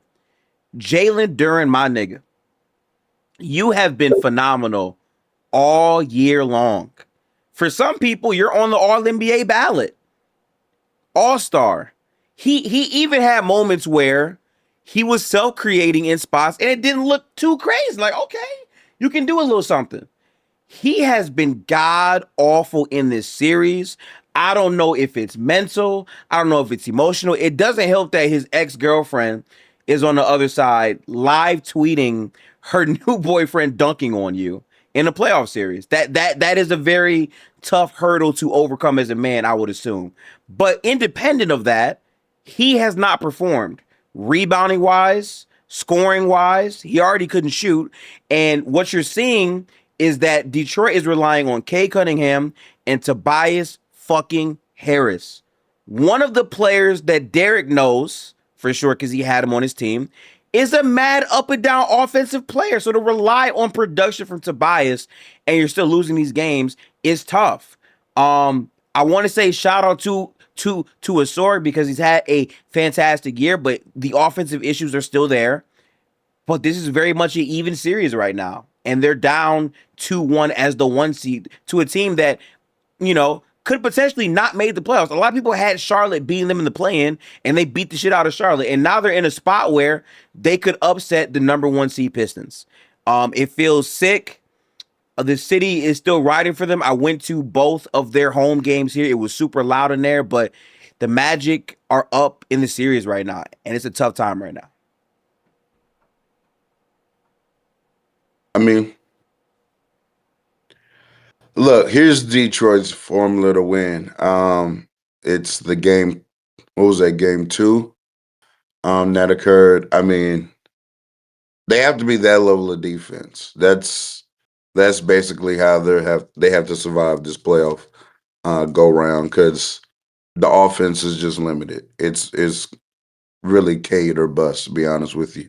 Jalen Duren, as you pointed out, isn't giving them anything, but he's not even like looking to self create. Like that's something that is worrisome in my opinion. It's not even like we can say, oh, he's been bad at it. He's just like not even really trying to do it in the first place. Um, Sword Thompson, like you said, limited offensive player. Tobias actually did have a really good game, so I want to at least shout out him for that. But they have to clamp Orlando and just not allow them to score to win this series. And I don't know if they're going to be able to do that.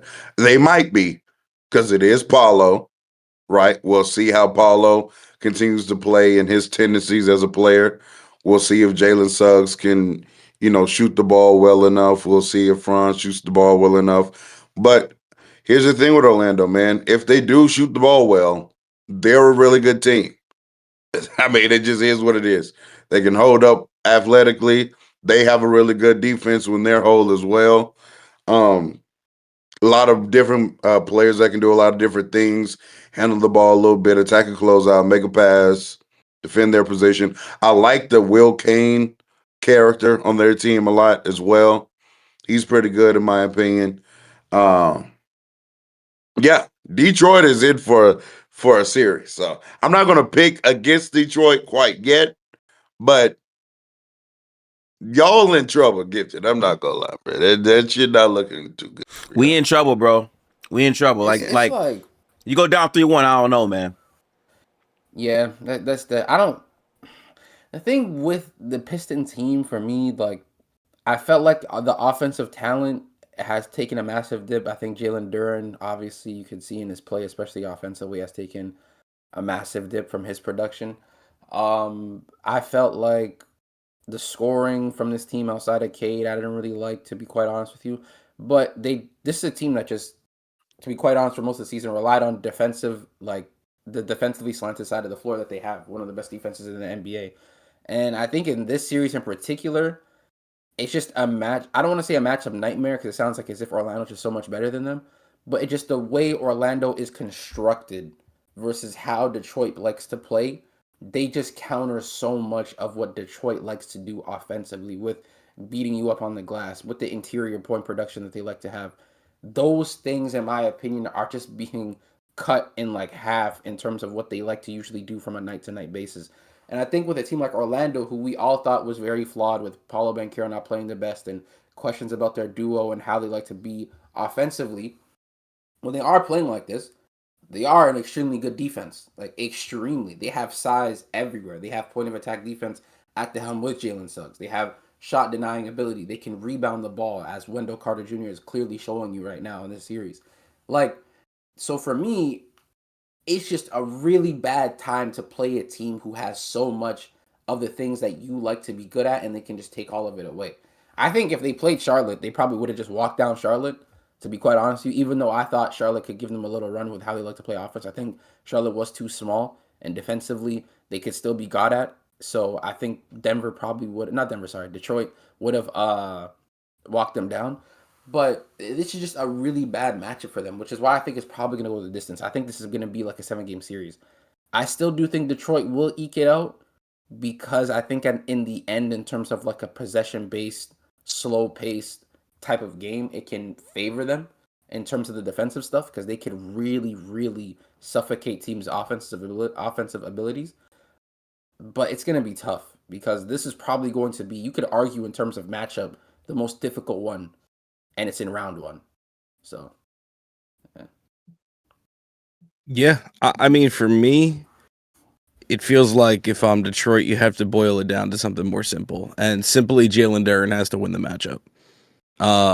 His production has been cut in half, literally cut in half.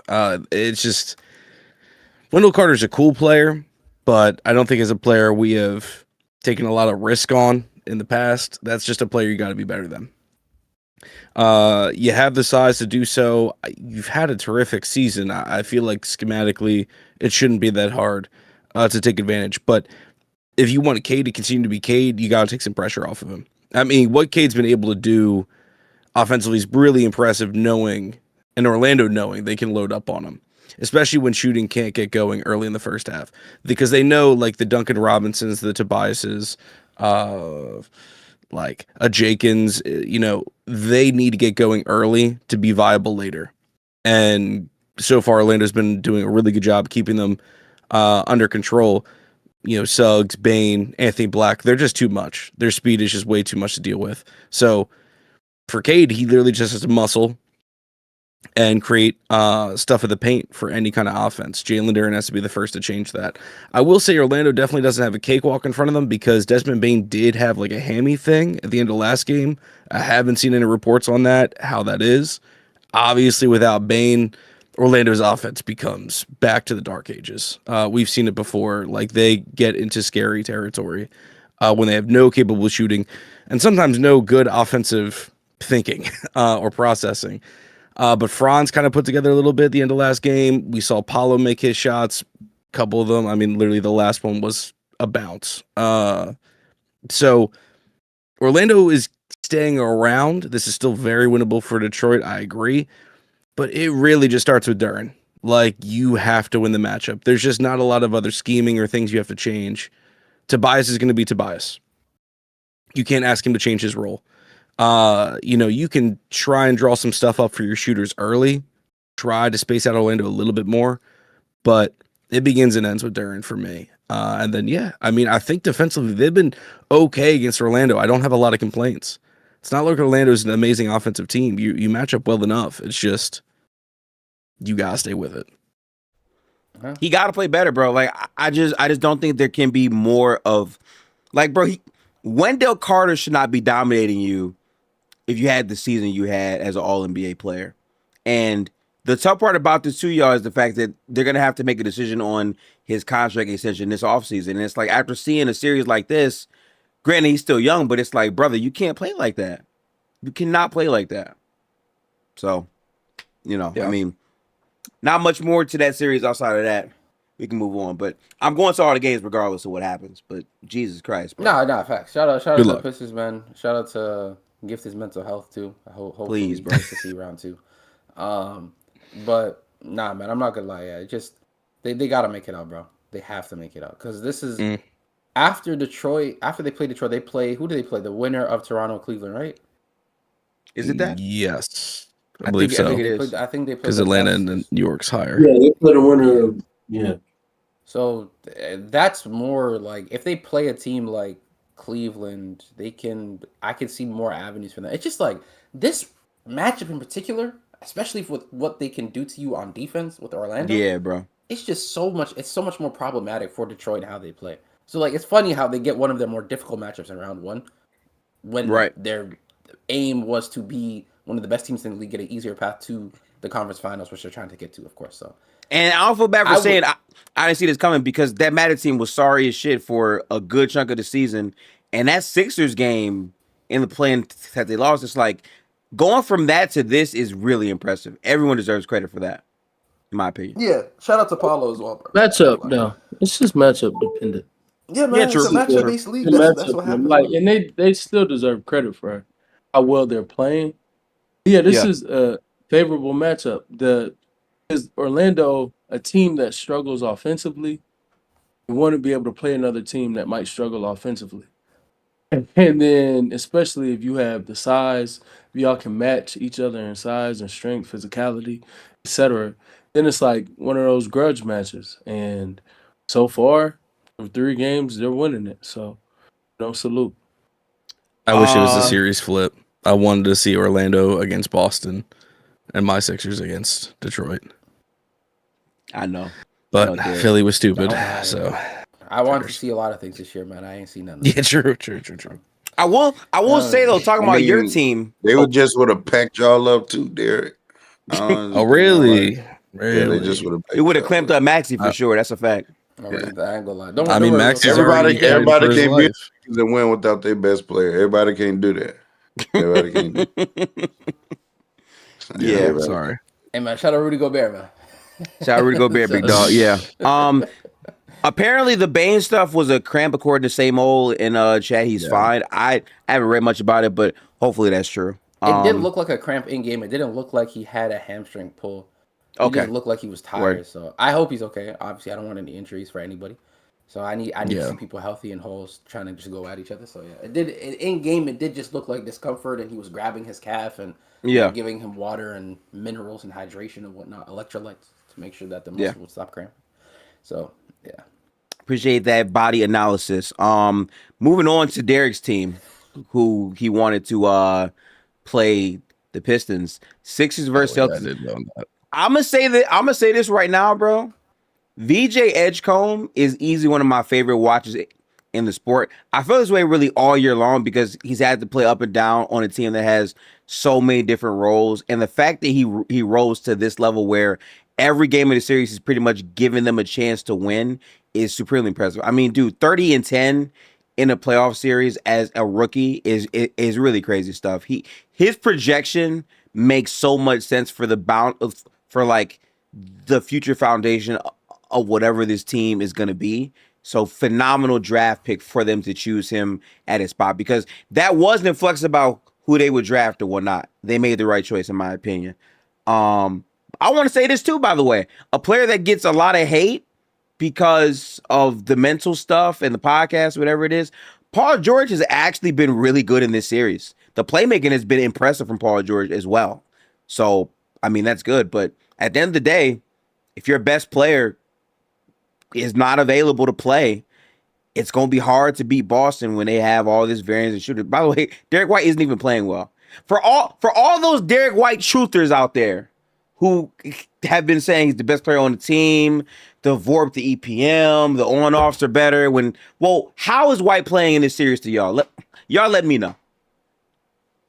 I'm thankful for how I've curated my timeline because I don't even see people that say stuff like that. yeah, I don't see that. For me personally, I only saw. Now I did see. I think David Lee had put Derek White on his second team and Jaylen Brown on his third All NBA Yep. team. Y'all have seen that. I did see that, but outside of that, like I don't be seeing what. It's just such a preposterous thing to say. I don't know why somebody would say it so openly out loud. Yeah, But I guess, I don't see it. He's been bad. I'm not gonna lie. Unfortunately, Derek, and I mean this with all respect, I have been able to watch the series as much as I would have liked because I was really looking forward to Embiid obviously playing, but with his appendicitis, my love for the 76ers kind of just died. I thought it was just gonna be another injury riddled season, no best player. It's gonna be another what if. I just didn't bother. I'm not gonna lie. The only games in which I really like, I watched like somewhat of Game 3. I watched a little bit of Game 4. I do like some things like attacking Vucevic and pick and rolls is obviously something that you want to continuously do. I really do like VJ Edgecombe. I do think Paul George has been stable, you know, but I don't know how I feel about you winning this series, in my opinion. So that's all I really have to say about this series in particular. Man, one of my favorite players. I'm just glad to see JB continue to play as well as he played in the regular season. Having that transfer into the postseason and carry over, I'm proud of that for the Sixers and VJ Edgecombe. Salute. They have a star or a young player with a bright future. You know, he could potentially be a star in the making, and I support the freedom they're giving him. I think these reps this early in his career are vital. I mean, year one to play meaningful basketball, and also like being crunch time moments. Like these aren't games where Boston is just blowing them out the water. They're in these games down the stretch, and I think that's super, vital. I know Embiid is questionable, so maybe he comes back and they can even the series at 2-2. But I'm just really impressed with what I've seen from the young core of the Sixers, and I wonder how Morey will kind of, rearrange some parts to, I guess, give their young players more talent with a window that aligns with their ages, as opposed to the stark contrast in windows. You have Embiid and PG who are on their last legs, and then you have Yeah. Maxey and Edgecombe who have the full runway. So it'll be interesting to see. But I got to give credit to JB and JT as well, especially JT how he closed that game. Woo. The free ball was falling. And JB, because JB had it going. And He did. Yeah. he saw JT with a matchup that he liked, and he said, "Yo, rock." Several times, like He did. JT would throw the ball, and he would be like, "Nah, that's you, player. Go kill, go kill." And I think the maturity in those two, and really the security within themselves to understand that no matter who's doing it, we're getting it done together. So Right. I thought it was so poetic that both of them finished with 25 points. JB 9 for 16, JT 9 for 17. I just thought that was so dope, and I want to salute those guys. Missoula doesn't look like the coach of the year, but neither does JB Bickerstaff. So I'll shut up because he was my pick. Yeah. Yeah, nah. I think that's a great point. I can't give enough flowers to Jason Tatum because for a player that was not supposed to come back in like at all this year, for him to come back from one of the worst injuries you're gonna have in basketball and play the way he's played, make the go-ahead shot to like be the dagger for the game, but also work perfectly in tandem with Jaylen Brown down the stretch where they both looked productive. That changes everything for Boston. And like, bro, like imagine if they did just say, you know what, we'll be safe. You don't gotta play Tatum. Like we would have never saw this, and then a year is wasted. And what I'm learning more and more and more, especially with what we just talked about between the Nuggets and all that stuff, right? Windows go by like this. So like if you have an opportunity, you have to strike when the iron is hot. And the fact that Boston took the risk to let Tatum come back, it might put them in a spot where they go to the finals because of it. I agree, man. I felt the same way about Indiana. Unfortunately, they got hit with the same injury that Tatum got. But to Tatum, the fact that, like you said, the fact that he came back as quickly as he did, which is remarkable in of Crazy. itself, and playing the way that he's playing, not even at the, I don't even think he's fully like, I think he's nearing 100%, but I don't think it's the Jason Tatum of old where like the quickness, the first step, the burst, like I don't think those things have yet to come, and he's still this effective. It's just a testament to how good he is at the sport. Like, and just the impact that he has on this team, second to none. And this Celtics team goes as far as he wants it to go, to be quite honest with you, in my opinion. So, a huge shout out to JT. I thought JP this season obviously was excellent. And for me, I thought Missoula is the coach of the year. That's my coach of the year, bro. What he's done this season with what he has been tremendous in my opinion. And him just continuing to be able to find guys to run his system, and not only run it, but like to still be the best at it in the league and compete night in and night out is like another thing that's a testament to how good he is, regardless of how nonchalant and depressing he wants to be in post-game press conferences and whatnot. So I think shout out to the C's, and Yeah. I do have them coming out the West. So I hope they can make it out the West and make some noise, man. Because it's always fun to see the Celtics in the finals with that stadium and with that arena and the The players. Celtics coming out the West. Sorry, East. I'm watching I'm watching a playoff game while I'm saying this. So Yes. Same. Nah, I'm watching the game. Yeah, I Yeah, got same. My mind's in two different places. I'm not gonna lie, but yeah, the Celtics coming out the East. You feel me? Yeah, shout out C's, man. Yeah, shout out to Derek team. You know what I'm saying? Oh, way to Go really ahead, put your Derek. heart in that one. Yeah. Want to try that one more time? You got another take? I just were you about to go? No. You were just saying like shout out to my team. I just wanted you to like. You want to try that again? No, I was just saying shout out to your team, man. You know y'all Oh, okay, doing that- big things over there. Glad Whatever you put y'all your heart got in it. going on. Yeah, really, Don't really worry, felt that Derek, love. Really felt that love. A lot of energy. his Real time talk. is coming. His time is coming soon, man. Don't worry. Yeah, no, appreciate it, man. Yeah. Man. All right. Y'all eventually get there, man. One day. Yeah. All right. Look. Yeah. Look. I'll keep it. I'll keep it quick. Disagree with KB's last point of always good to see Boston in the finals. Factually false.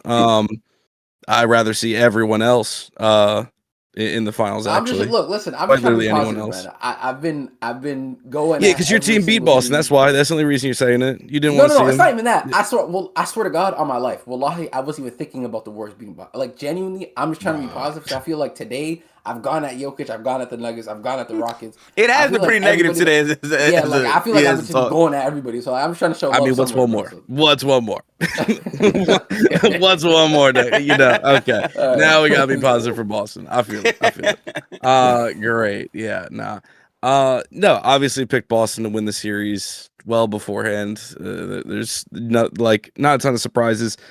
Sixers, I think, have fought super well. Officiating has only been minorly frustrating, but it's not an Eric Lewis situation where he literally is just cucking for the squad, so it's not quite that bad. Missoula is still my coach of the year. I actually think he's coached really well. I think the things that haven't looked as good, I actually can kind of explain in my head, at least. Like, I think the Vooch situation was because Kada had some foul trouble. But I think offensively, the system has been fine. And I think, Derek White being ass is kind of the reason why Philly's been able to hang around as much as they have. Has he, if he had been playing up to his normal par, it's probably not, 2-1. But in any case, shout out to Philly. Maxi's been doing everything he can. I don't want to hear a bad thing about him. VJ's been an outstanding rookie. Unfortunately, game 3, the shooting splits were bad, but like I said before the series, I'll literally take anything you can do. Anything you can offer, terrific. Everything's just vibes. There's no expectations on him for this. If Joel can come back, dope. Would just like to see a few playoff games. I really think that gives us a shot. But again, it's just coming into a really bad time. Like, not being able to start the series is so brutal because it's going to be rust if he plays this game or if he plays next. There's just no perfect recipe here.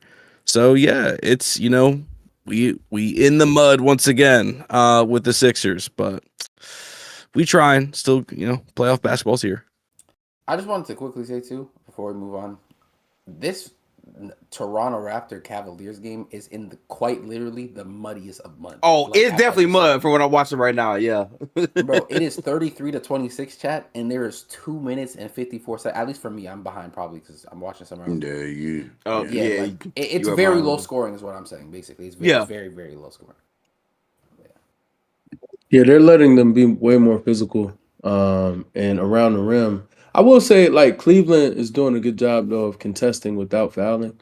They're just going straight up and down and making the Raptors finish over Link. But this all comes down to my favorite player on that team, man. Like, Bingham is just – I don't know who this guy is. Jokic and Bingham. What a way to end the season. Yeah, I'm not going to lie. That's a bad playoff for you guys. I forgot you were an Ingram fan. I forgot about that. Well, listen, I'll say this comfortably, though. West would definitely pay these taxes because he does have Shai as his crowning thing. So, don't worry, man. There's that. Hey, Shai and JB, all I got, man. West, man. I'll see you in May, man.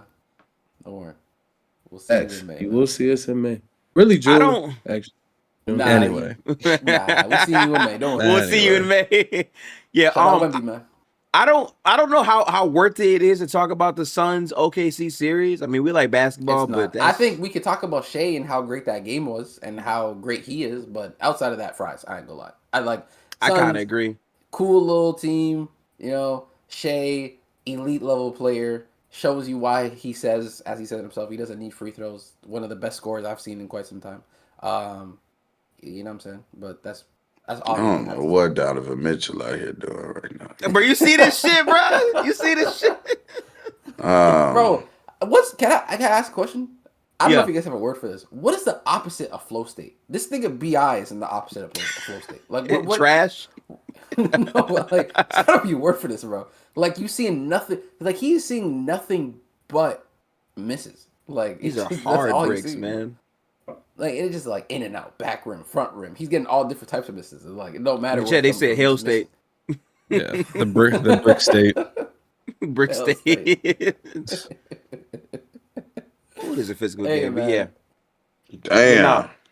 Yeah. Bro, it's 33 to 36 or 35 36. 35, 36 now. Halftime. Yeah, real shit. They're on pace to score no more than 80 points apiece. Yeah, the Raptors went on a 7-0 run just now too. Yeah. 7-0 runs for. I'm not gonna lie to you. A 3 in this game is worth a lot. Everything. Yeah, it means absolutely everything, bro. I'm not gonna lie though. I think Cleveland. One of these teams is gonna have a high scoring quarter. I think Cleveland might have like a 30+ quarters. Good defense, Raptors. Yeah, not if they're gonna let them defend like this. Shit. I hear you. Oh, B.I. got that one in the quarter though. Okay, B.I. 38-36 at halftime for that game. Okay. Oh, by the way, I had the Cavs, I think, in 6, but I think the Raptors could win the series. My demon. My demon. Okay. That was a tough ass 3 hit, Derek. So tough, yeah. I ain't gonna lie. I'm watching this on shout out to Gifted for plugging me for the site. I'm watching this somewhere else. Yes, sir. Shit. I ain't gonna lie. Quality amazing. It's so far behind. Like right now, I'm on the last possession of the game. Like, yeah, man, we love ESPN. Yeah, shout out to ESPN, man. You know what I'm saying? I just went ahead and bought it because I was like, whatever. See, bro. I'm not gonna lie. I refuse to pay for all these damn subscriptions, bro. Like, listen, the ESPN, I'm gonna say this right now. Prime, Peacock, I don't want Stephen A to have my money. I'm gonna say this right now. Shout out to Real Talk and other creators in my position where we know of the ways, but for y'all, we sacrifice and we buy the actual thing. That's what I do. Shout out to you. I ain't gonna lie. Yeah, because I don't want to be like behind and shit. Yeah, like bro. That. I go through all that. I'll be honest. I'm being stingy. I genuinely could pay for all these subscriptions. I just don't want to. Like, I refuse. I refuse to be a sheep. Nah, I'm playing. But like, I just don't want to pay for all these different subscriptions. I ain't gonna lie. Yeah. I got League Pass, Hulu, ESPN, Peacock. ABC, Peacock, Amazon Prime. Shit, scummy, bro. And then I have Fubu to watch Houston Rocket game. I forgot because you're in Houston, so you can't watch. This shit's so ass backwards, bro. I promise you it is, bro. I'm so grateful for ESPN today. I was worried, bro. I really don't like the Peacock, the Prime. I just give me NBC and ESPN, bro. I can live with it. I fuck with Peacock and Prime. I ain't gonna lie. I just don't like having Peacock as a separate service. I wish it was just regular NBC. But I think what the fuck I look like paying for something called Peacock? Yeah, like, come on, this is just terrible, man. I understand, bro. I ain't gonna lie. The quality. I don't know if y'all were watching the games. That shit was so. Bro, the quality was so fucking bad. Oh my god, bro. Like on the was it what were we watching it on originally? Gifted before we switched to ESPN Plus or whatever. What were we watching it on?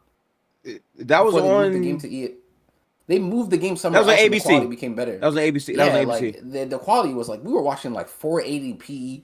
The basket was all frizzy. Like that it was moving in like it was the frames were dropping. It was bad. I'm not gonna lie. Well, but what other seasons we need to talk about? We talked about Houston. We talked about OKC. We talked about the Spurs. We talk about I actually have to go, gentlemen. To be fair, we've been recording a long time. Let Real Talk say his goodbyes. We have a very long stream. Real Talk, I appreciate you, bro. Get your closing thing out before you leave then. Appreciate another episode, man. Good to see you guys. Derek, KB, Gifted, Wes. Salute. Good to see you all. Hope to see you all soon. Yeah, man. Nikola Jokic, the fall off. Shout out to J. Cole. It's been real. I'll catch you guys later. Oh, for anybody that wants to do Town Hall Hoop streams, there will be after all of the games tonight. Myanmar. So if you want to tap in, we'll be live. I'll also be live for the Rockets and Lakers, and just that's what our life is right now. Sitting in front of a camera. watching these games. You watch the Spurs? You said what? You watching your boy De'Aaron? Yeah. Yeah, he's watching. Yeah, I'm watching Duren. Look, Duren. Hey, look, Duren. I see what Duren is. I see what Duren is. Duren. Duren is a guy that proved he could hoop in Sacramento, signed his big contract, and now he's chilling. And it's unfortunate. It's unfortunate. That's the angle. That's a great pivot. Angle. That's okay. It's unfortunate. It's unfortunate, but we're here. You know what I'm saying? I really wish I got your thoughts initially from when Dylan Harper and Stephon Castle were just out hooping this thing. That shit was crazy. Game 3. I'll never be a believer in Stephon Castle, to be honest with you. But I've been high on Dylan Harper all year, though. So that doesn't even bother me. That's true. That's true for sure. The Castle, I really don't understand. Yeah, I fuck with Castle now. Real talk, got to all bounce. that body bump, fade shit. Yeah, I'm good, Stephon. I mean, when Shai do what we call him best in the world, he can't do it. He can't do it body bump fade. Real talk, got to bounce. His ad is in the title and he's in the description. Make sure to tap into his channel. He makes great, consistent basketball content, and he is working hard as hell, just as I am in the playoffs. So tap in. We do locker room like pretty much at least once or twice a month, but I'll be putting scheduled posts when we find the next time for our next one. Fun time for sure. Real talk. As always, have a great one. Go show some love to his channel for sure. Appreciate it. Absolutely. I'm not gonna lie, this might be a good time to pause. We basically did every meaningful playoff series. We didn't really talk about, I think, Suns, OKC. We understand why. I guess with the Spurs and Portland, it's more like the competition level with them. Like, if they lose today, it'll be a common for the series, but overall, I think the Spurs are still heavily favored. So, I think that's really Rudy's it. coming back today too, right? Oh fuck! I forgot. No, I forgot. Derek, Knicks Hawks. Forgot about Knicks Hawks. That's actually a meaningful series. I forgot about that series. I think I gotta go. You know what? I didn't have lunch yet. Not fair. No, I mean, like 3 hours. I don't know. I know I missed the last game. Hawks Knicks. So first 3 have been exciting. I'm just it's gonna go 7. It's gonna go 7, and I gotta see if Jalen Brunson is supposed to be that good. And then even if they do beat him, I'm still gonna get my agenda off. So it's cool. Shout out to the Hawks. They're better than I thought. Shout out to CJ. I mean, PR is through the roof. But I don't know. For some reason, I still feel like the Knicks are going to pull it off. Okay, despite being a disappointment. But they're my pre-playoff pick. So yeah, we'll see. But shout out to the Hawks, man, playing way better than I thought. I'm gonna quickly read off these 2 super chats before I give my opinion on Knicks Hawks. By the way, I will be streaming today as well. After this stream, and initially, I was going to do Raptor stuff, but I look, you got to do something. So I'll be back for the Spurs shit. I'm not going to lie, Derek. I think I'm going to crash out. I'm going to miss this time slot. We're going to do Spurs Blazers. Then we're going to do your team. Then we're going to do Lakers Rockets. I'm going to create 3 separate streams. We're going to crash out today. God. Oh, listen, if you're following the stream right now, first off, like and subscribe. Be nice. Whole lot of y'all in here. I want to see 50 million likes. But also, we watch the games in Discord. Join the Discord, exclamation point Discord in chat or whatever it is. All of the games will be live streamed there, and everyone for the first round will have access. If you're a member of the channel, you'll have exclusive access for the second round and things of that nature. So tap in. But let me quickly read these last 2 super chats from CK. First off, WCK, member of the channel. I said member, sorry. Follower of the channel. Apologies. I'm still at the beginning of the video, but thank you, Real Talk, for calling KB out. He was definitely on that Jokic prop. Jokic still great all the time. Great at that. But he's a clear example of why Bron and MJ are untouchable. I mean, KB basically agrees, but he wouldn't take that slander, though. I ain't gonna lie. I don't give a fuck about niggas saying he was on that side. I don't care. Opinions can change. Yeah. And the thing is, I've never been one to say my opinion won't change about that situation. So, I never said that nigga was untouchable from slack. even when the conversations were happening and I was having conversation with Lo about him being better than peak Steph, I'm just like, I don't know, because I feel a way about these certain flaws. Then niggas would just push those flaws under the rug. And then I didn't say anything. I'm just like, you know what? It's his time. You know, it's his moment. I'm just wait. Just be patient. Don't be too negative. Just wait. And the flaws kept showing. And then the flaws kept showing. And then now it's just too apparent. So like, I'm gonna run my laps like as if I've been here. But again, I don't mind people saying that I was on that side, because to be fair, I was a Jokic believer as well at a point. So. W accountability for KB. And last message also from CK. Again, appreciate the $20 chat. One's left. Y'all should KW. I don't know what KW means. I'll put this on screen so y'all can help guide me as to what the fuck this means. One's left. Y'all should KW either a vet or the coach says something. Hang on, y'all grammar be. Lock in, y'all. Says something about it at all levels. It's more of a psychological thing, kind of like igniting. Why do you put the G? The G was right. Okay, whatever. Igniting a fight. Jokic should have done that during the game. I think that's problem. Ooh, TikTok. I hate you as a platform. I think this is referencing the whole Jade McDaniels talk. About the layup and then Jokic getting pissed. I'm not gonna lie, I didn't understand one thing that was said. I was trying so hard I'm fighting. Yeah, the second half of that sentence is I got TKO'd. I genuinely yeah, that was a little tough. I'm down for the count. Yeah. Yes, nah. Real talk on that. So yeah, I think this is a perfect time to bring stream to him. First off, shout out to KB. As soon as he texted me, I knew what time it was. I said, hop in the court. I told KB, pull up. Pull up, gang. Hey, bro, I ain't gonna lie.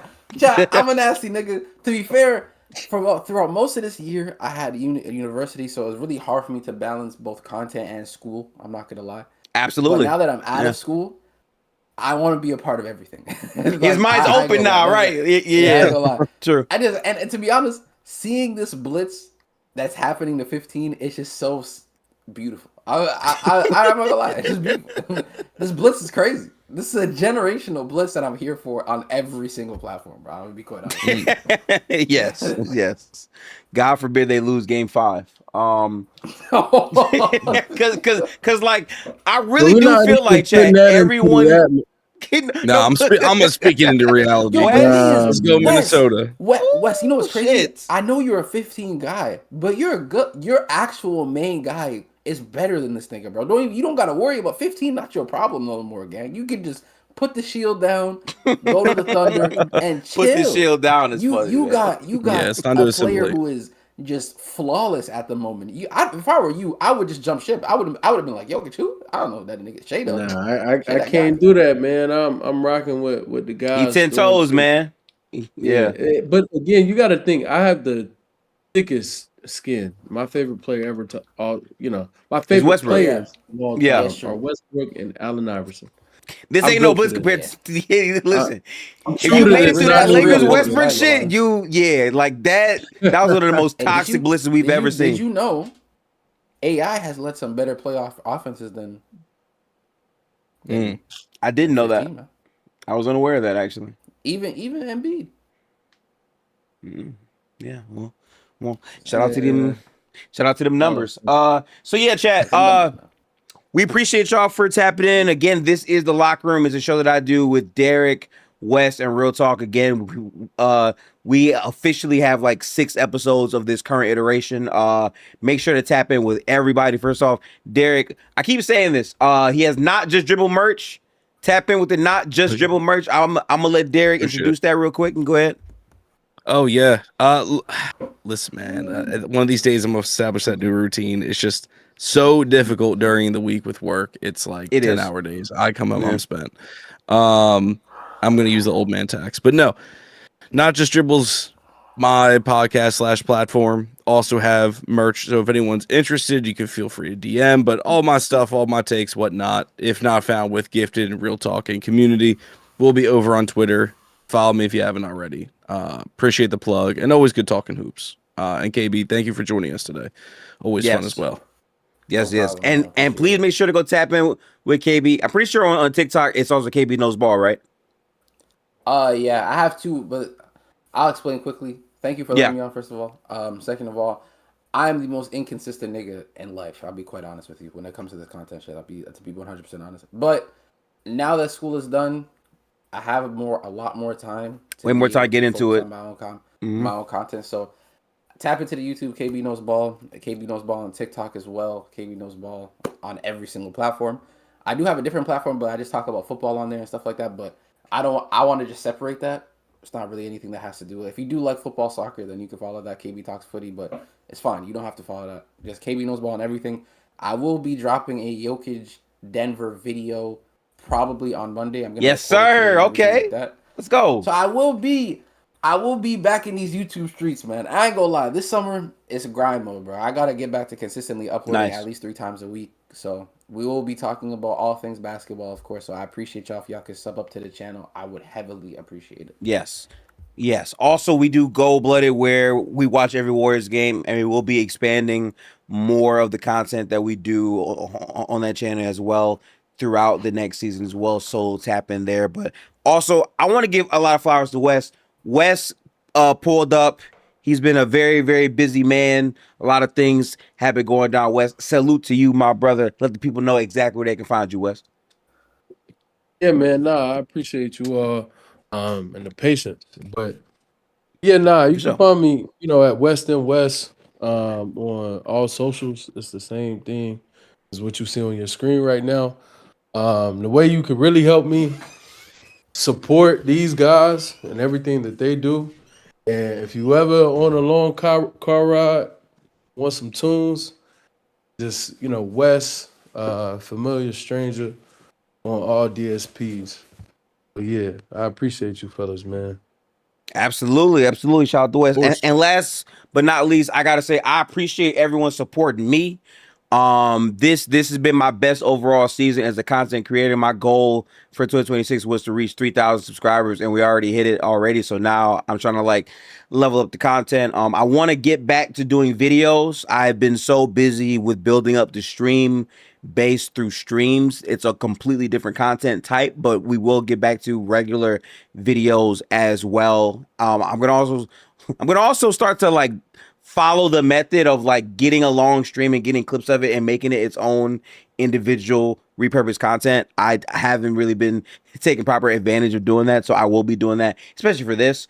But overall, we are still live every day. I got PTO, so I'm gonna be super active. Also, I'm back on my gaming shit on my Twitch at Gifted Hoops on Twitch. We will be playing Resident Evil, Marvel Rivals, a whole lot of other shit. But in terms of the basketball shit, we are going to be live pretty much every day of the playoffs. Even today, there will be some other streams for some of these NBA games. If you rock with that, tap in and join the Discord. We stream all the games in Discord there. If you become a member of the channel today by pressing that join button, you'll have access to the second round of the playoffs. And again, like, it's hard to do this content shit. Like, it really is a grind, a true grind. I've probably gotten maybe 10 hours of sleep combined through these past 3 days, but that's the grind.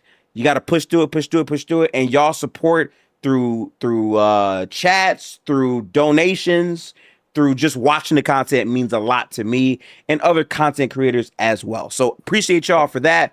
We'll be back for some other game streams later on. I should be live for Spurs versus Portland and Sixers versus Celtics. It's gonna be a lot of goddamn games we gotta watch today. So I'm happy about Monday because then it'll only be 2 games to follow. So appreciate y'all and appreciate all of us for being here. Also hit that notification bell. We have updated posts on content that will be coming on the YouTube community side of things in that tab, and also on my Twitter. Everything again is at Gifted Hoops. All those links are there. Also check out the description if you need anything else. But with all that yap out the way with promotion and all that, we'll catch y'all in the next one. Salute to everyone. Have a great Sunday. Remember, appreciate basketball. Love the hate watches, love the slanders, but appreciate basketball. And more importantly, appreciate Rudy Gobert. Got to get my shit off before we get up out of here. But peace out, people. Have a good one, y'all.